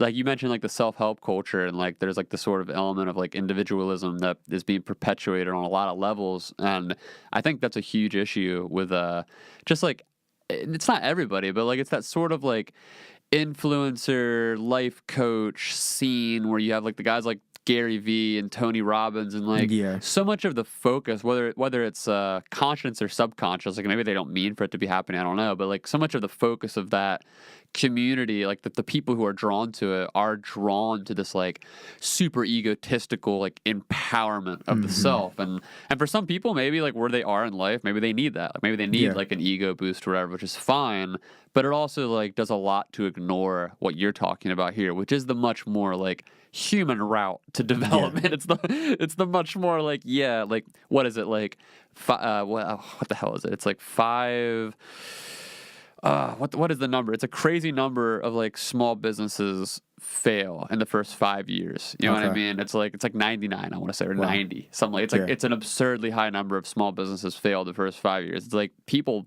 want to hear that, but like we're being marketed in a lot of cases that you don't want to hear it, that we just want to hear like, what's the magic pill for success? I'm like, there is no magic pill. Life is failures and repeating failures and getting better and then failing again. And that's what we do. That's okay. And that's fine. Yeah. Good stuff though, man. Like I appreciate you sharing all that. Was there anything else that you wanted to, we've been going for a while and I just realized, anything else you want to talk about or touch on?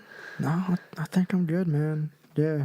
I only have so much social energy in the tank. Being an introvert life, dude. I'm like the most extroverted person I know, and I still only got so much energy. I feel it. I can't imagine being introverted going along on a podcast. Hey, man. You got a lot to say there, man. It was really good. I appreciate you sharing those insights and that vulnerability to who you are, and like a lot of these like really just dicey territories that you're kind of like weaving in and out of. So it's cool. I definitely appreciate you having me. And it's funny when you mentioned that earlier in the podcast about how like we've obviously been in a lot of the same close circles over our entire lives.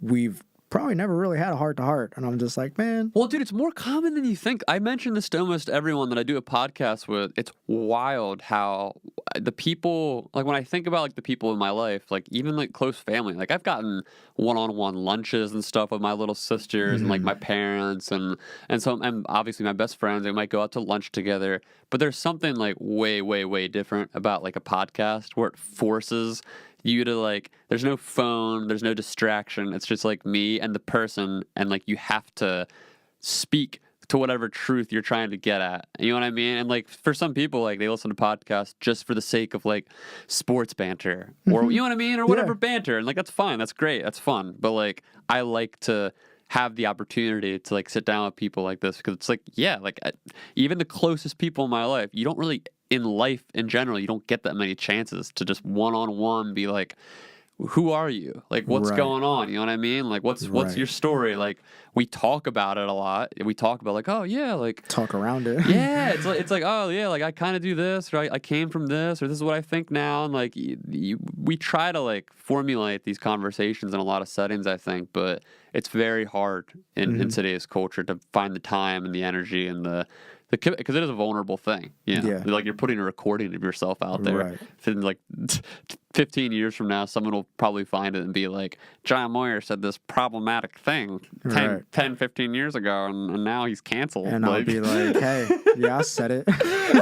I own my flaws. Say it again. I own my flaws. They made me what I am. Yeah, but hey, man, it's not that. At the same time, it's hard, but it's not that hard because we just did it. Yeah, we're just two guys. We're just two normal guys. Yeah, it's not that bad. It's not. Some people, I mean, I get it. There's a lot of reasons to be afraid to do recordings, but like I just think it's for the greater good. Everything's recorded now anyway. Like everything you've ever posted online, everything you've ever said. I have a criminal record. So yeah. Like, where am I going from here, bro?